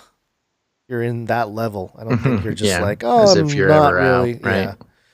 So there you go. Look out. We all know that it was a big psyop or a false flag event to set up conservatives or right-leaning people or Christians eventually, but it seems like that is the road. And to suggest treating that, like, what are we talking about here? It's interesting too. When this story was shared on Twitter, under NPR's own tweet, there were lots of people that seemed to be liberal leftist saying like, whoa, hey, wait a minute. What are we talking about here? Are we talking about knocking down people's doors and arresting? Like, what do you mean? So it's again, bringing the eternal, the never-ending war that is the war on terrorism is now coming to American soil. They're bringing this. I mean, the war on terror, or the war on terror proper, starting in the early 2000s. I think, of course, as a response to 9/11. I don't know if the actual quote-unquote war on terror, it either started 3 months after that, or for some reason 2003 is ringing a bell, or whatever it is. It's different like levels. It was kind of happening before then too, but it wasn't. They didn't have as much of an excuse to really get in there with the military, but it's kind of in the rumbles. I don't know exactly what the tactics that they're planning on using, but even bringing that mentality, bringing the mindset back, and pointing it towards American people is just the most disturbing thing. Yeah, goes to show this is part of the plan all along. And if that wasn't enough, here we go. This is mynews4.com. Yay! This one is a big old called it, Gons. I know. Yeah. Here we go. mynews4.com. Nevada bill would allow tech companies to create governments. Called it. We get the corporate city-state technocracy, folks. Mind if I read this one through? Go for it, yep. Planned legislation to establish new business areas in Nevada would allow technology companies to effectively form separate local governments. Democratic Governor Steve Sisolak announced a plan to launch so-called innovation zones in Nevada to jumpstart the state's economy by attracting technology firms. Las Vegas Review-Journal reported Wednesday the zones would permit companies with large areas of land to form governments carrying the same authority as counties, including the ability to impose taxes, form school districts and courts, and provide government services. The measure to further economic development with the, quote, alternative form of local government has not yet been introduced in the legislature. Sisolak pitched the concept in his State of the State address delivered January 19th. The plan would bring in new businesses at the forefront of, quote, groundbreaking technologies without the use of tax abatements or other publicly funded incentive packages that previously helped Nevada attract companies like Tesla. Sisolak named Blockchains LLC. Blockchain. as a company that had committed to developing a smart city in an area east of Reno after the legislation has passed. The draft proposal said the traditional local government model is inadequate alone to provide. The traditional local government model is inadequate to provide the resources to make Nevada a leader in attracting and retaining businesses and fostering economic development in emerging technologies and industries. The Governor's Office of Economic Development would oversee applications for the zones, which would be limited to companies working in specific business areas, including blockchain, autonomous technology, the Internet of Things, robotics, artificial intelligence, wireless, 5G, biometrics, and renewable resource technology. Zone requirements would include applicants owning. Okay, so here's the requirements for a corporation to create their own government in Nevada. Zone requirements would include applicants owning at least 78 square miles of undeveloped. Yeah, that's a pretty big plot. That's a big chunk of land. Yeah, undeveloped, uninhabited land within a single county, but separate from any city, town, or tax increment area. Companies would have at least $250 million and plans to invest additional $1 billion in their zones over 10 years. The zones would initially operate with the oversight of their location counties, but would eventually take over county duties. Sheriff, hello. Oh my gosh, I've got to become sheriff of Blockchain Town. Oh my gosh. Hold on. I got to make a call. Stop the show. Take over county duties and become independent governmental bodies. The zones would have 3-member supervisory boards, the council, with the same powers as county commissioners. The businesses would maintain significant control over board membership. So the corporation is it's crazy. The corporation controls this town from top to bottom. The Governor's Economic Development Office did not respond to questions about the zones on Wednesday. So there you go, Gons. The apocalyptic future of corporate city-states battling it out in the deserts of Nevada is only years away. This is, first of all, the biggest called it moment, that the one I am most proud of, because, you know, predicting corporate city states is a pretty wild sci-fi apocalypse movie idea. But this is being pushed by the governor. This is not like weird, you know, side project of some Senate member or something. This is the head of the state saying that this is what's going to happen. So there you go. If you are a corporation, you have $250 million and you got a big plot of land, you can literally create your own government, have the powers of the county, which include law enforcement, courts, school districts, everything. This is the most apocalyptic thing that's happened recently, and that's saying a lot. Yeah, you know, one of the things that I outlined in Age of Deceit 3, if you go watch that film, is that, and I was, you know, theorizing, admittedly, at the time, but it seemed to make sense that the beast that comes out of the sea in Revelation 13, which is a conglomerate of the lion, bear, leopard that's mentioned in Daniel 7, throughout history, people have, you know, oh, it's Persia, oh, it's a nation, right? And I proposed that it would be corporations, not just nation states. And my whole thesis was the trajectory we are on, and this film was back in 2017, so it was pretty obvious even back then.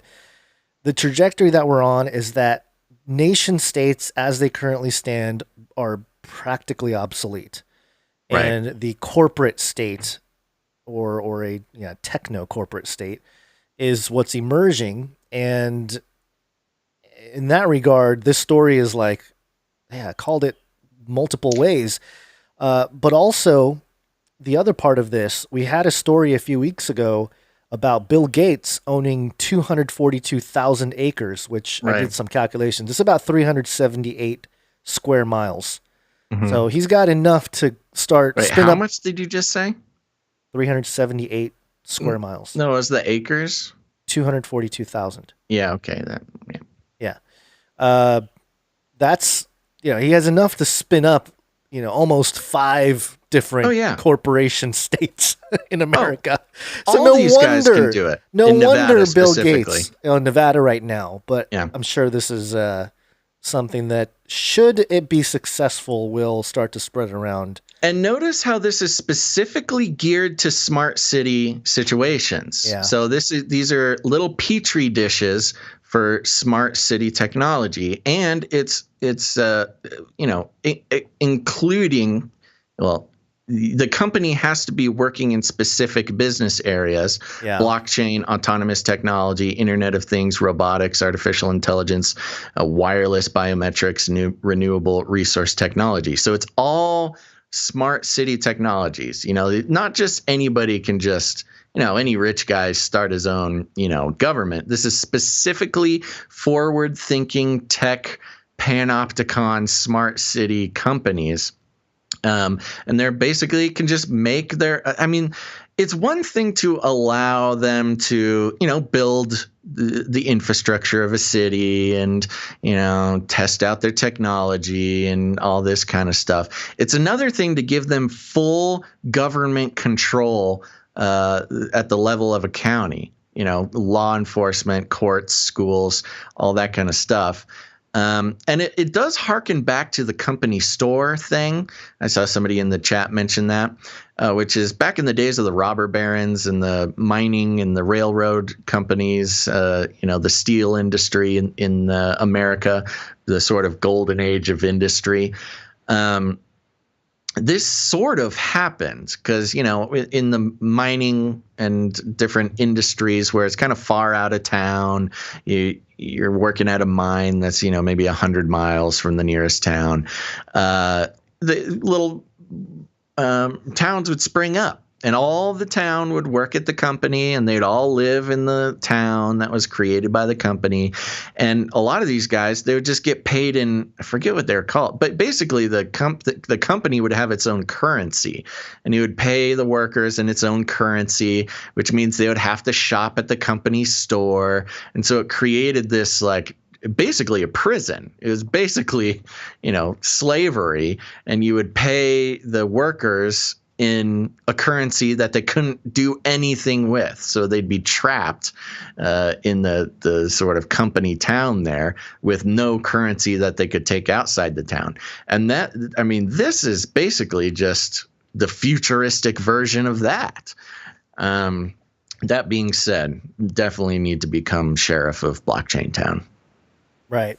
It's the Wild West all over again. It is. And Nevada already kind of has a problem with there's only 2 major metropolitan areas in Nevada, which is Las Vegas, obviously, and then Reno, mentioned in this article here.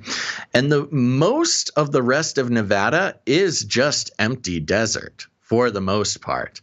And so this is also a great way for Nevada, the governor at least, to try to settle a lot of the desert, which is, real desert. There's no water, no trees, no nothing. It's kind of more or less kind of useless land, except for testing nuclear bombs. We need to come up with, we've gotten emails we've joked about the Canary Cry commune, and then we've gotten emails from people just saying, are you guys serious about the Canary Cry commune? Because I'm in. We should at least buy some land, some desert land, because they're pretty cheap, right? Yeah, I'm sure they're pretty cheap you can out there. After this happened, after I saw this, I kind of started looking at land out in Nevada. Yeah, and just to have, even if you get hundreds of acres for under $100,000. Yeah, and then sell them off to these big tech moguls that want to try to, or at least make deals with them to make sure that's that an interesting angle too, because most of the I mean, most of the land is just, BLM government land, Bureau of Land Management. Yeah, I was going to say, just for Bureau of listeners Land out Management. there. Yeah. But, there are people who own just massive swaths of basically useless land in Nevada. And maybe the governor, is just trying to help his buddies offload some land, sell a few thousand acres to Elon Musk or something. Yeah, that's a really, I'm getting text messages from my wife about what she wants to do when she retires. And I'm gonna text back. Does she We're want to gonna go be to Nevada? landowners. We're gonna sell. We're gonna create our own state. Yeah, our own government. What do you think? So what do you for think, those, wifey? yeah, well, see, you and I will rule a whole state. Oh, careful now. Government. See, that's the little bit of the difference. I was going to say, making a Canary Cry commune, you can just kind of do that wherever. You don't need $250 million and, a technocracy panopticon to do that. However, I mean, to really do this where you have the authority of the county and can do your own law enforcement and courts and things like that and not have too much outside interference. Yeah, we're going to need to raise $250 million plus the price of land, which, $250.1 million. And I think we can do it. So Canarians out there, if you want to get into this, send us an email, canarycryradio@protonmail.com. We can start our own, apocalypse corporation city. And we just need some financiers. Elon, if you're listening to this, hit me up, buddy. I'm looking at some plots of land in Nevada. You got 25 acres for $50,000. Yeah. Oh my gosh. Yeah, you can get a lot of land in Nevada for pretty cheap. Now, there's no water, nothing or happening trees there or anything. You got to do a lot of work to make it habitable. But well, if you're gonna blockchain it up with some biotech and 5G, just blockchain the water in. Who needs just blockchain the water? Oh, Grace, please make that a quote so that we can blockchain the water into the city. There you go. Blockchain will save us all. All right. So there you go. This was big news, especially in the context of what we've been talking about for years. And, what makes me more giddy than anything? I love that there are long-time listeners that have been listening for years. And, they hear all the crazy, silly stuff and, our crazy predictions. And then this happens. And they're the first people to have all the dots connected. And that must be a pretty fun feeling. Yeah. Well, somebody in the chat mentioned Doge. Maybe one of these little tech states, governments are going to use Dogecoin. Well, that's how you fund it. Well, I guarantee you that an angle of, blockchains alone, I don't think this is their angle, but I am absolutely positive that there will be an angle for a corporation where, they want the land and the plan is to use, 1,000 acres to create solar powered crypto mining. And that's how they're going to pay for the whole thing. Yep. Dento Bean in Twitch chat says, Canary Cry manifest destiny. I like it. Okay. Yeah. Let's zoom through some of these other stories here. This one's from express.co.uk. EU power grab alert. Macron, VDL, and Merkel plot to exploit COVID to reforge alliance. Classic. Yeah. The giant red bar. Breaking news. Come home, Harry. Prince Harry laid back in rare video as fans praise special rugby video. Why is that special rugby video? Why is that what a breaking very special news? Rugby video, son. I don't know. Breaking news. Whatever. Okay. This actually this story comes with. I was looking for a quote that really jumped out at me. Maybe I can find it here, but. Real briefly, I'm looking at the chat. We've got some pretty skilled people who are interested in Canary Cry Town. Oh, that would be fun. Yeah. Here for the wailing avian This is raised beef. I got it. I think we got a beef farmer here, Oh, yes. beef rancher. Yeah, Yes. skills. We better get on that skills, too. people. We need Yeah. your skills. We need a blacksmith. Oh my gosh, need this is like our dream. This is like our SimCity dream come true in real life. This is awesome.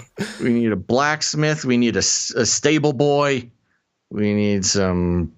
That's it. We need construction guys. We need that too. Do we need to get that flippy arm on a truck that builds brick houses?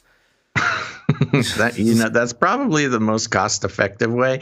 We would have a very complicated string of legislation about do we allow Flippy in? Do we allow Flippy in, but he can't be a citizen? He has to. We would have keep robots. That's we would have the motto. We would have an open self-deconstruct button policy where anybody, if they feel threatened or feel like the machines have crossed some kind of moral boundary, they can just hit the button and the robots self-destruct. Oh my gosh, this is happening, man. We got fiber optics. Flippy official is an auto electrician. We have a gardener. 3D printers. We've got data security. We're going to need that. Oh, this is fantastic. Box can fit pipes. Malik says he can build nukes. Well, okay. I mean, maybe that's sort of a stage 2 county project, but keep out them other folk. We're gonna have an super iron dome. You know what? We could do the whole thing underground. We can make our own deep underground base. Our own flat Earth. We'll have our own rotating sun and moon. We need somebody who can drive a excavator. Yeah, we need to talk to Elon to get that what is that, boring company? Yeah, maybe Elon will donate a tunnel. Yeah, donate a tunnel, Elon. Come on. Yeah. Or at least the thing that Come on, Elon. Come on, step Elon. up, bro. Okay, let's keep moving. Yeah, I mean, there's not much to this story other than the 5 leaders, which are European Commission President Ursula von der Leyen, and she had some interesting things to say at the Davos meeting as well. German President Angela Merkel and French President Emmanuel Macron were joined by UN Secretary General Antonio Guterres and Macky Sall, President of Senegal. And the 5 of them called for global politics to be based on multilateralism and the rule of law, which we know is another way to say a new world order. They keep talking about the rule of law.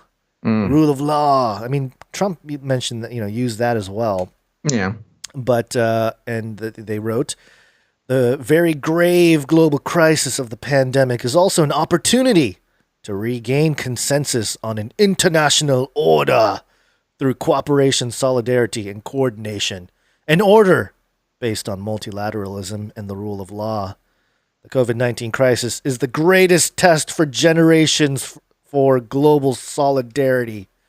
It reminds us of something obvious. In the face of a pandemic, our own health protection is only as strong as the weakest link in the global chain. I mean, my goodness, this is just like, who wrote this? It's almost as if these like conspiracy theory exposers wrote the document and they're like, here, take this. And they're like, oh, it sounds fantastic. And they published it openly. Right. But there you go. This is happening in the EU. They're trying to conglomerate over there. Classic it's all merging EU. into one big thing. This one was real quick. Yeah. I'm sorry. I can't get it off my mind. So this new corporate city-state law in Nevada, it's kind of like rich guys. It's a rich guy commune. Yeah, that's or girl. It's like a commune, but it's got all the trappings of like if a billionaire started a commune. Because a traditional commune, a billionaire doesn't have any benefit there. It's just a real commune. You're just growing corn and trading for rabbit pelts with your friends. But if you're a billionaire and you want to live that commune life, you might as well just have governmental authority and go big. Yeah, well, especially if they have money. Give me control of a nation's money, and I care not who makes its laws. but now you can make its laws too.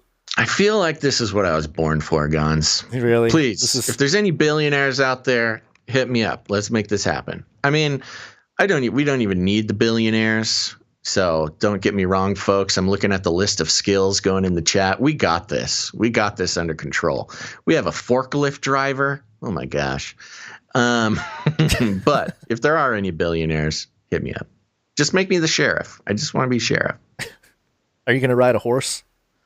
A robot horse. Robot horse. Or you're going to be in your mech. That's your. Oh yeah. That's the Sheriff future. Basil. Sheriff Basil in his mecha suit. Oh my gosh. This is what I was born for. All right, let's keep moving. All right. ABC News. CEO of social media app Parler says board fired him. John Matz says he's been fired as CEO of Parler, which was among social media services used to plan. I don't know, to plan the January. Well, here's what it says, which was among the social media services used to plan the January 6th attack on the U.S. Capitol by supporters of then President Donald Trump. So, I mean, literally, Parler is being framed as. And it says among social media services, unlike Twitter or Facebook, those guys aren't responsible for this.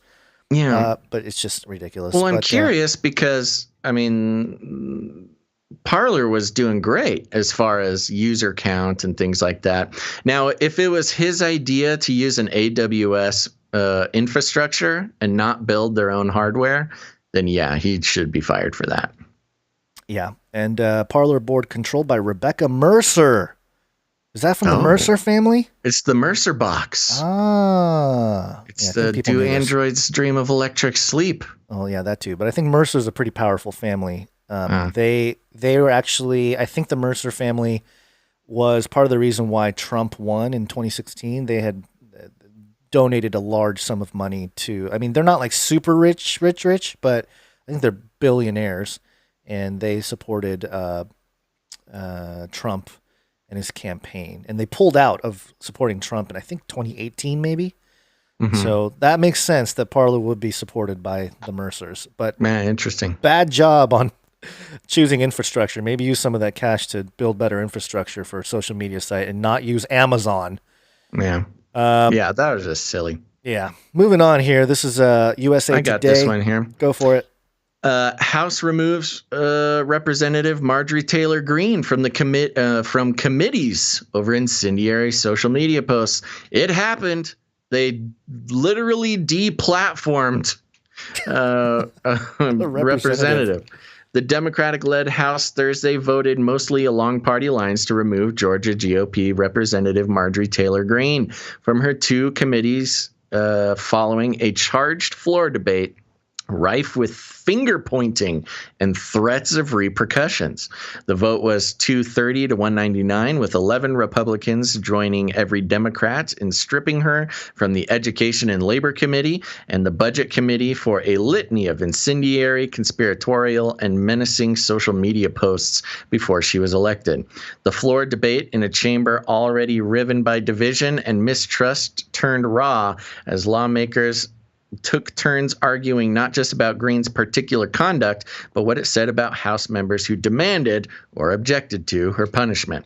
At one point, Majority Leader Steny Hoyer, DMD, what's MD? Maryland? Walked the well of the House floor holding a poster board depicting a since-removed Facebook campaign ad by Greene showing her holding an assault weapon next to photos of three Democratic representatives. Oh, boy. Alexandria Ocasio-Cortez, Ilhan Omar, and Rashida Tlaib, part of a group known as Part of the Squad. The ad read, "Squad's worst nightmare." Ooh, that is pretty intense. Quote, I urged my colleagues to look at that image and tell me what message you think it sends. Hoyer said as he addressed his Republican colleagues, imagine your faces on this poster. Oh my gosh. Weirdo. Calling it a move by the cancel culture, Republicans countered that one party had no right to forcibly remove another member of the other party from committees without bipartisan consent. Quote, this resolution sets a dangerous new standard that will only deepen division within this House, said House Minority Leader Kevin McCarthy, Republican from California. Quote, for all their talk about norms and institutions, it's the Democrats who've acted to undermine the people's house at every turn.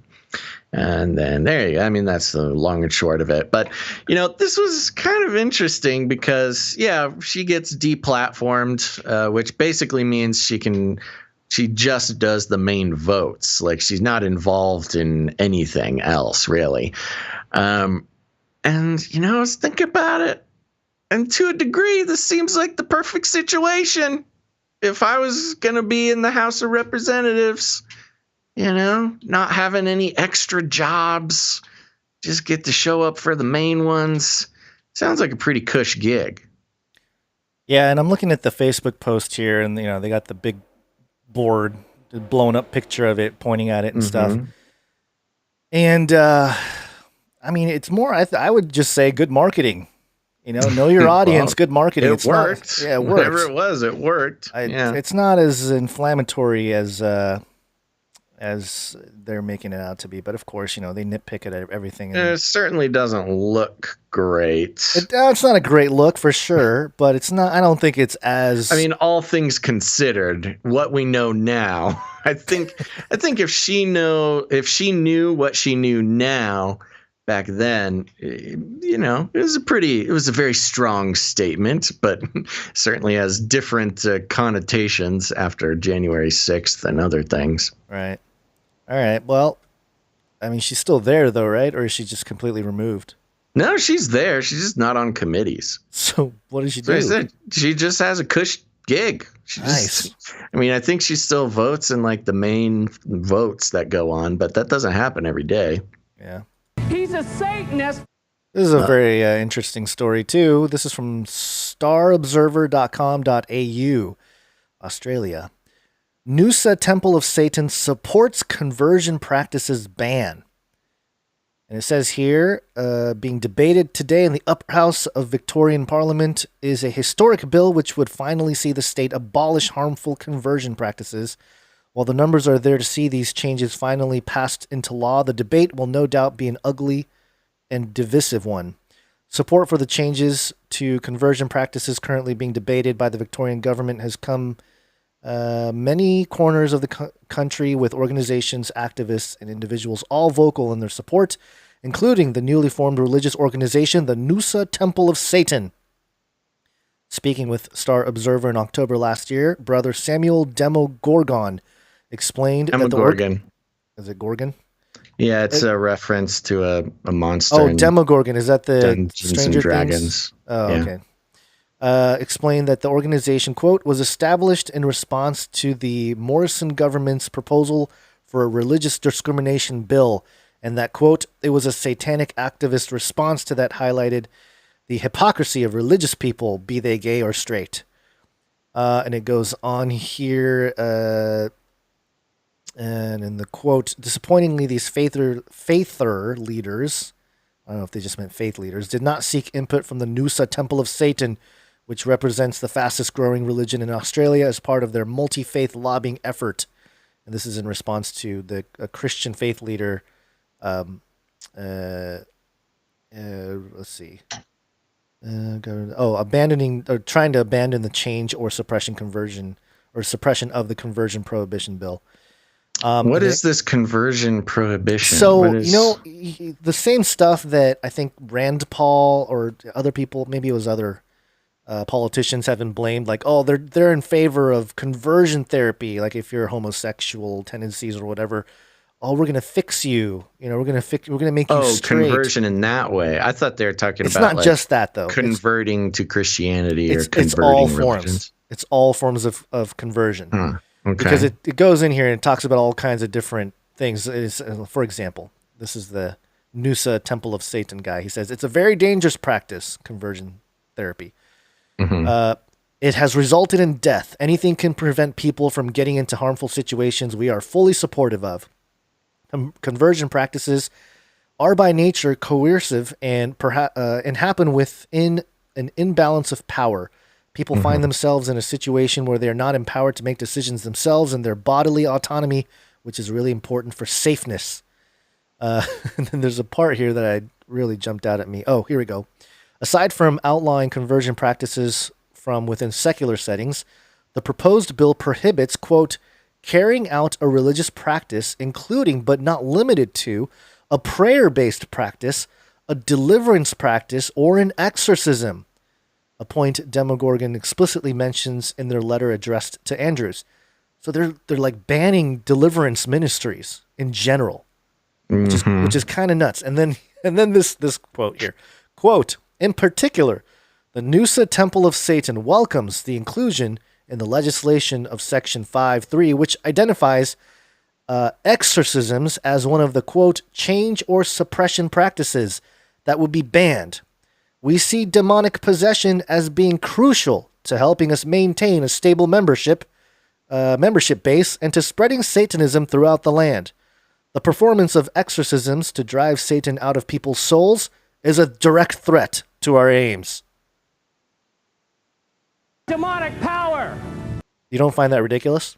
I mean, it's very interesting. It's, yeah, so there, now, is this specifically with like gay conversion stuff? No, it's that's why I said that it started with that conversation, but within it includes anything that's. So what I heard from what you just read was it was still about the gay conversion, but basically you can't do an exorcism on a gay person. You can't pray for the gay person to not be gay, and you can't, deliver whatever the deliverance version of that would be.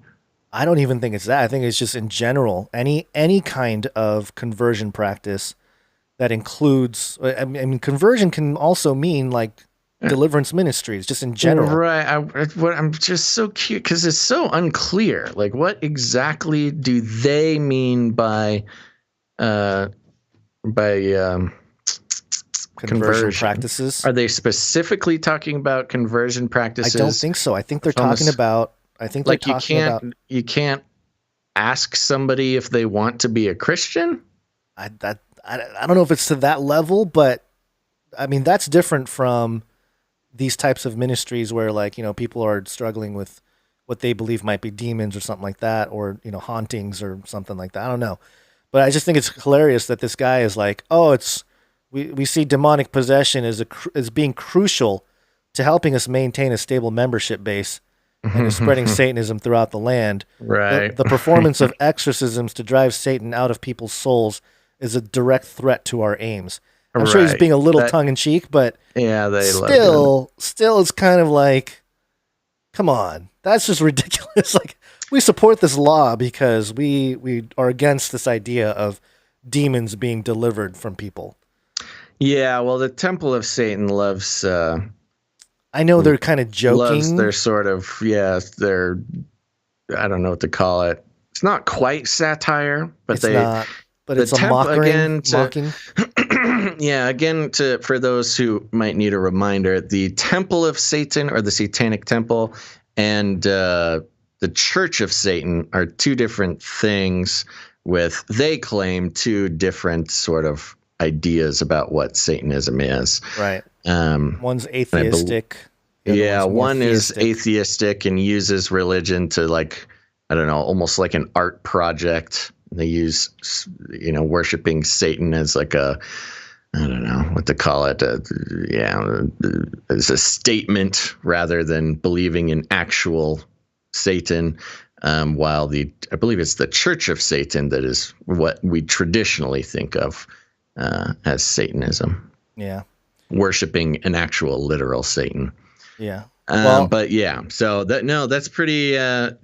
Somebody in the chat said that this actually passed. Yeah, in their area. I think that's what That's what the story is about. Oh, so this isn't even like we're trying to do this to make a statement. They actually did it. Oh my gosh. That's why it's pretty intense. And of course, it's started with the LGBTQ conversation of conversion, but that topic quickly goes into all areas of spiritual matters, fairly quickly. And if you're going to ban stuff like that, I mean, what's I don't know. I guess it's almost like you can't equate, having LGBTQ type of tendencies to being demonically possessed or something. I don't know. I think they are specifically talking about conversion in the gay conversion therapy things. Because I'm looking at this, the actual letter, an open letter written to Premier Daniel Andrews. In particular, the Noose Temple of Satan welcomes the inclusion in the legislation of Section 5.3, which identifies exorcisms as one of the change or suppression practices that would be banned. So yeah, these conversions being change or suppression practices. I don't think it specifically mentions gay conversion therapy or what, but yeah, it seems like any sort of deliverance type of thing you're talking about. I think that's where the conversation starts. And we see demonic possession as being crucial to helping us maintain a stable membership base. Yeah, wow. Huh, wow, very interesting. Australia, man. Yeah, this is why we need our own commune. Yeah. our own state. It's Newsom science, baby! Politico.com. His polls are sinking. Democrats are mobilizing. The Newsom recall just got real. Oh, man. Did it really? Oh, yeah. Tell me about it. California Governor Gavin Newsom doesn't want to talk about the recall, but his allies can't ignore it. The campaign to oust Newsom from unlikely to unavoidable this week as pervasive frustration with Newsom's pandemic management cut sharply into his approval numbers. Wow. The longer businesses have been closed, hospitals full, and school campuses shut, the more the movement has gained traction beyond conservative social media circles. There you go. It's reaching the Democrats. The nation's biggest Democratic vulnerability after a score of blue victories has become an irresistible nightly feature on Fox News. Should the effort qualify, look for money to pour into the state and celebrities to add their name to the ballot, if only for the promotional benefit. Newsom still deflects questions about the opposition effort by saying he is singularly focused on vaccinating Californians and reducing COVID-19 spread. He has adamantly denied that his abrupt decision to reverse stay-at-home orders last month was an attempt to quell voter frustration, and he seemed determined to avoid legitimizing the effort by acknowledging it. But California Democrats and their political backers are bracing for a campaign nevertheless as recall organizers turn in hundreds of thousands of signatures. State lawmakers are proclaiming their support for Newsom, seeking to tamp down any signs of disunity. Interest groups and donors who would be called upon to fund a recall defense are quietly ramping up, with one union launching the first public counteroffense. Quote, "We're getting prepared to oppose it, of course," said Joe Kottchet, a longtime ally and donor to Newsom. Nearly 18 years ago, California, we know about the history a little bit here. The recall could still fail to qualify. The deadline to certify is March 17th, and the campaign is still operating on a shoestring budget by statewide campaign standards, relying on volunteers and some paid mail to collect the 1.5 million valid signatures they need. Proponents claim they have 1.3 million total signatures. That's a lot. Still a ways off the nearly 2 million they will likely need to compensate for invalid signatories. So it's picking up steam. I got my letter in the mail, and I haven't signed it yet, but it looks like it's getting pretty close, so I might as well. Although I'm going against my own nature to want to play this jingle more often, the Newsom science. But and it was interesting because on Bill Maher, Bill Maher show, he's kind of an outspoken Democrat. I think he might be an atheist too, but he was on there, and he recently had been bashing Newsom and the Democrats and everything quite a bit on his show. And then in the middle of his show, he was kind of like, he did this thing where he was like, yeah, but this whole recall thing, don't do it. Just don't do it. It's not worth it. And then I wish I had the clip. Van Jones, you know, the Mr. Nothing Burger guy from CNN. Mm-hmm. Yeah. He's there and he goes, oh, this recall thing is a QAnon started thing.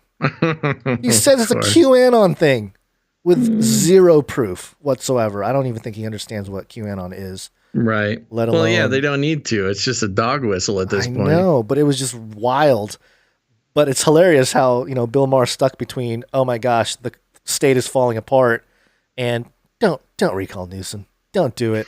And Van Jones, it's a QAnon conspiracy. So anyway, that's it's all hilarious. Newsom science. Okay. Newsom science, baby! Ha! Good luck, Newsom. You're gonna need it. Yeah, yes. All right, let's well, get out of sounds here. good. We ready to get out of here? Yeah, I need to get out of here. Oh, yeah, we're quick. very late. Oh, Very, my very late. gosh. Yeah, super late. All right, folks, thanks for listening to this episode of Canary Cry News Talk. Now, remember, we're going to be circling back on Monday, February 8th. That's right, Monday, February 8th. We're getting better and better every one of these new early shows, but we're going to keep trying to get on around 9:30-ish. That's the schedule. Deal with it. So remember to come back around and meet us on Monday, February 8th at 9:30-ish in the morning. Other than that, we want to thank all of our producers for this show, Canary Cry News Talk, episode 296. That is producers DNS, Larry, Carter, Mike, Shayna, Mike, Alicia, Jennifer, Maureen, Isaac, Rachel, Marcia, and Saul. Thank you so much for becoming producers of this episode. Remember, folks, the value for value model, we're only able to keep doing the show because listeners just like you step up and become producers. We also want to thank all of our artists for today, as well as Jade Bouncer Sim for the timestamps. Remember, if you haven't done it yet, leave a review and a rating on Apple Podcasts. That helps out a lot. And before you go anywhere, before you leave YouTube, remember to give a thumbs up, hit the subscribe button, and turn on notifications.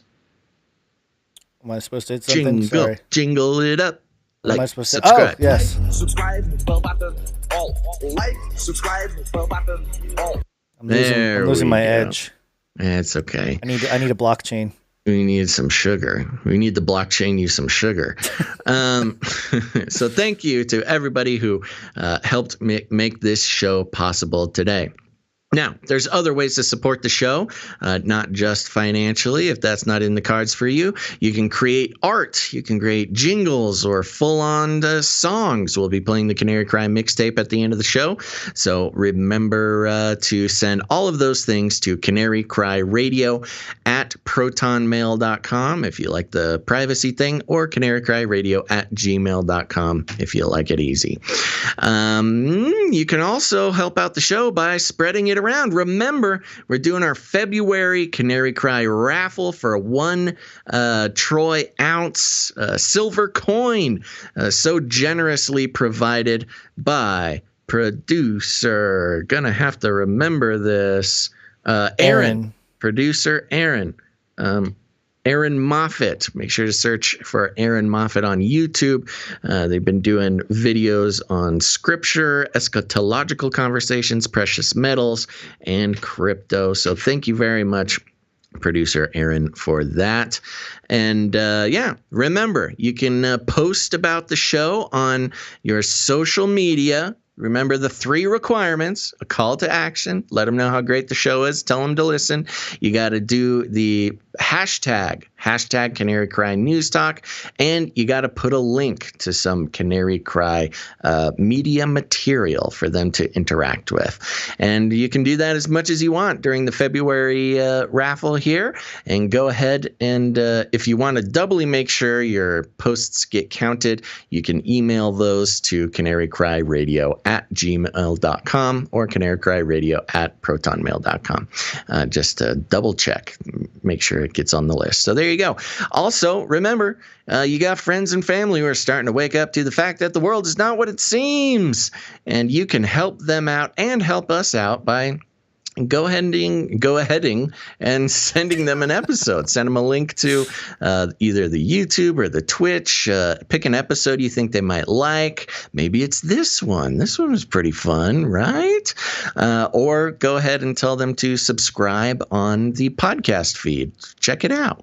And if you need any more instructions, here's what you do. You walk right up to them, you grab them by the cage, and then you shake it. The end of the world occurred pretty much as we had predicted. I want to shake things up, stir up some controversy, rattle a few cages. Hey, stop that! You'll never silence me. I'm the last angry man, a crusader for the little guy.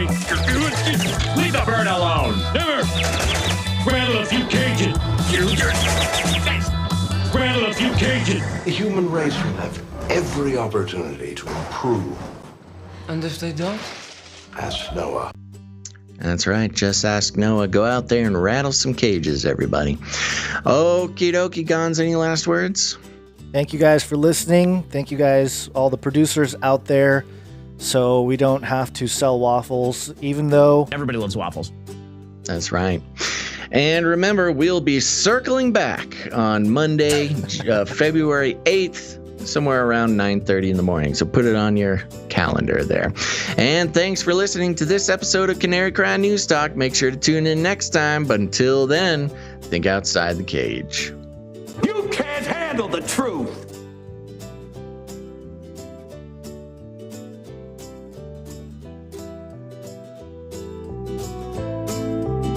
Demonic power. We will launch a new age. Катись circle.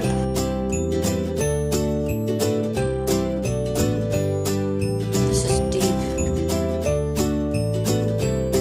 Burn it all.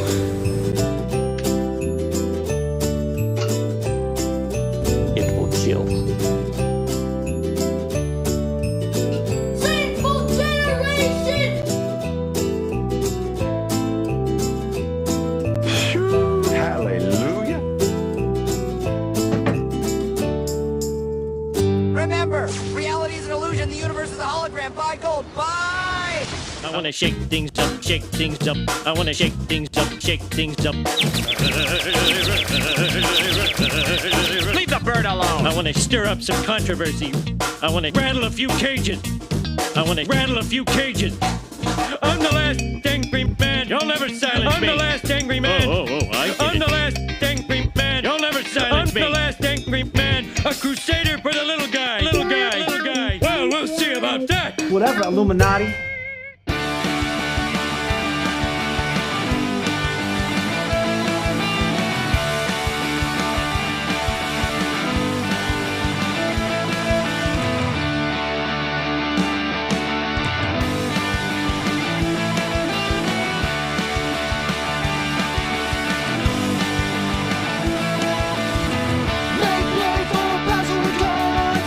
As they expose Babylon, there's a line drawn.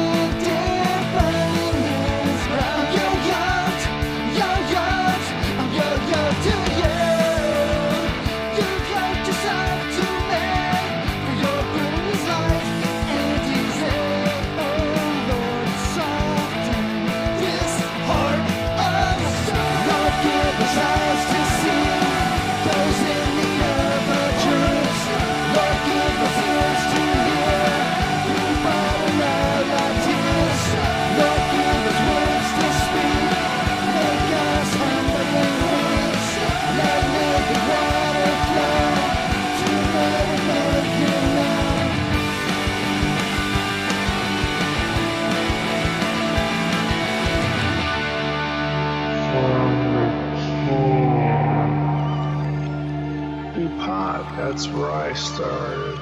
Light up a huge blunt. A joint. Give everybody magic mushrooms.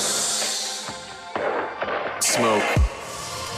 The CIA, I mean, lots of intelligence agencies have tested secretly dosing communities. LSD. Psychoactive pills should be covertly administered.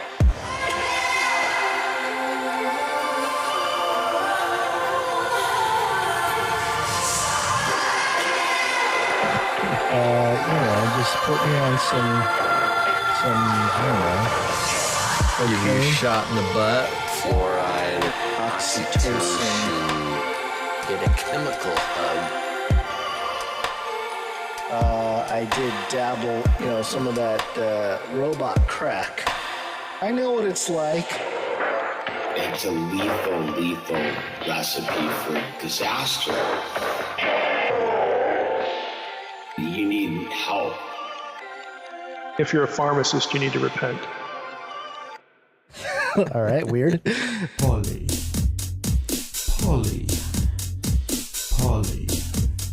It's Latin for many. Tick.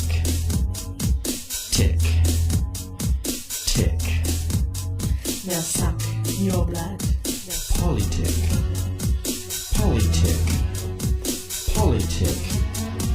Many bloodsuckers. Politician. Politicians are politics. Don't let them drain you all away.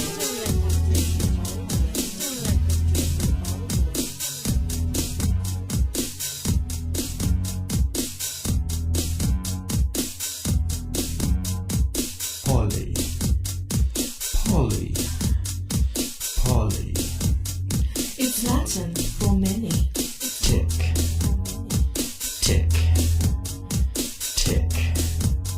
Now suck your blood. Politic.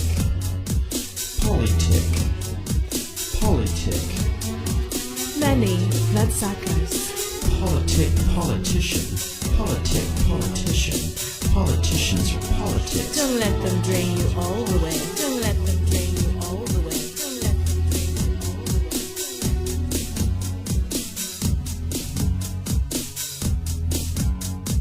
Left wing, right wing, left wing, right wing, left wing, right wing, left wing, right wing, left wing, right wing, left wing, right wing. Two wings, same bird. Two wings, same bird. Two wings, same bird. Two wings, same bird. Same bird.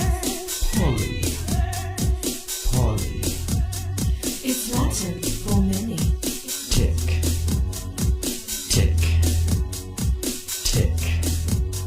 Now suck your blood. Politic.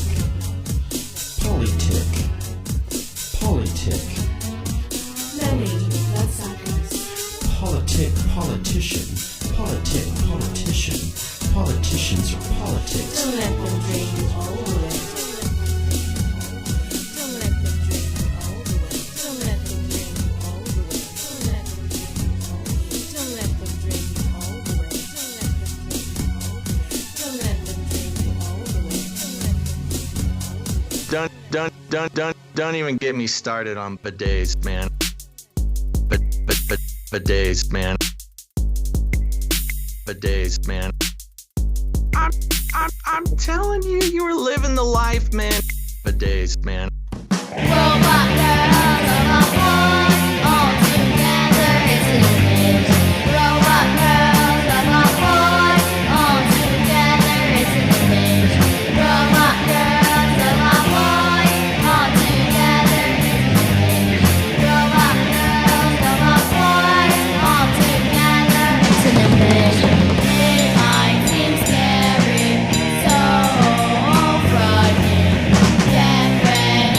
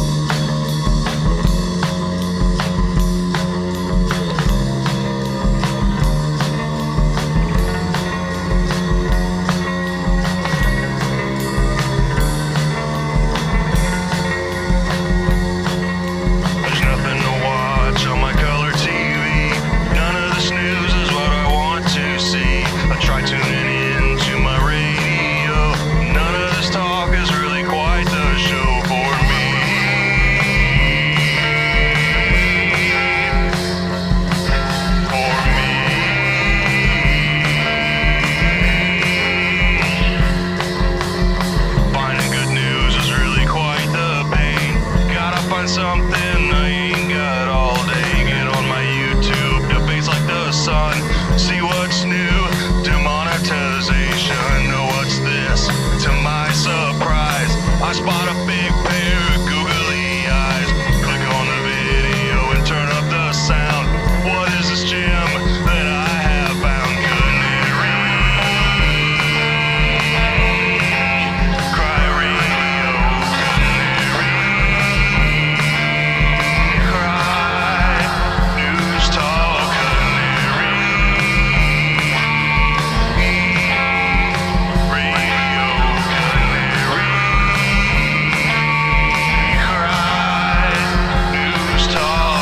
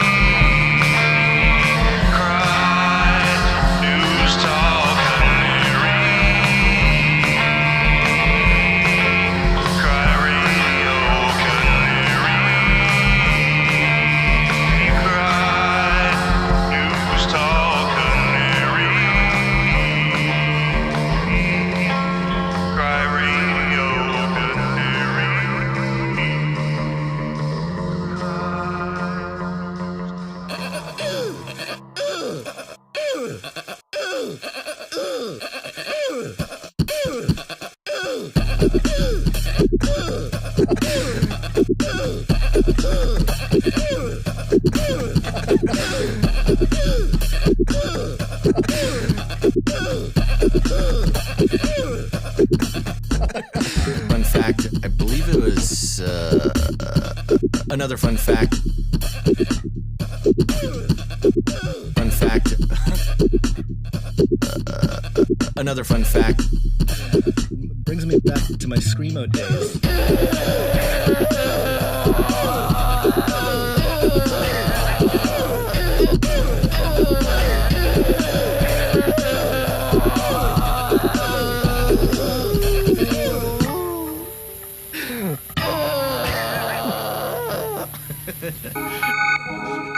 In the future, humans will be confined in a people's zoo. People, I'll keep you safe and warm in my people's zoo. I'll keep you safe and warm now in my people's zoo. You, yeah, you in my people's zoo. I'll keep the cameras on.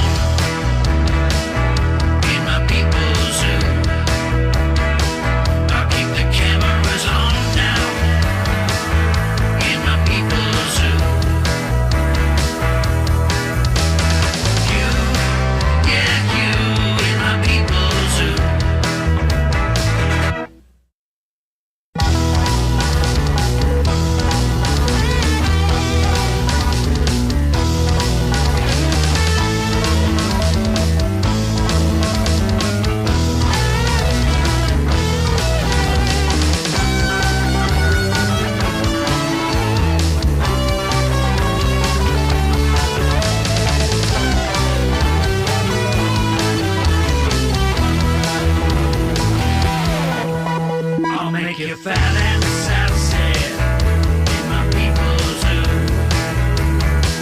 I'll make you fat and sassy in my people's zoo. You, yeah, you, yeah, you, in my people's zoo.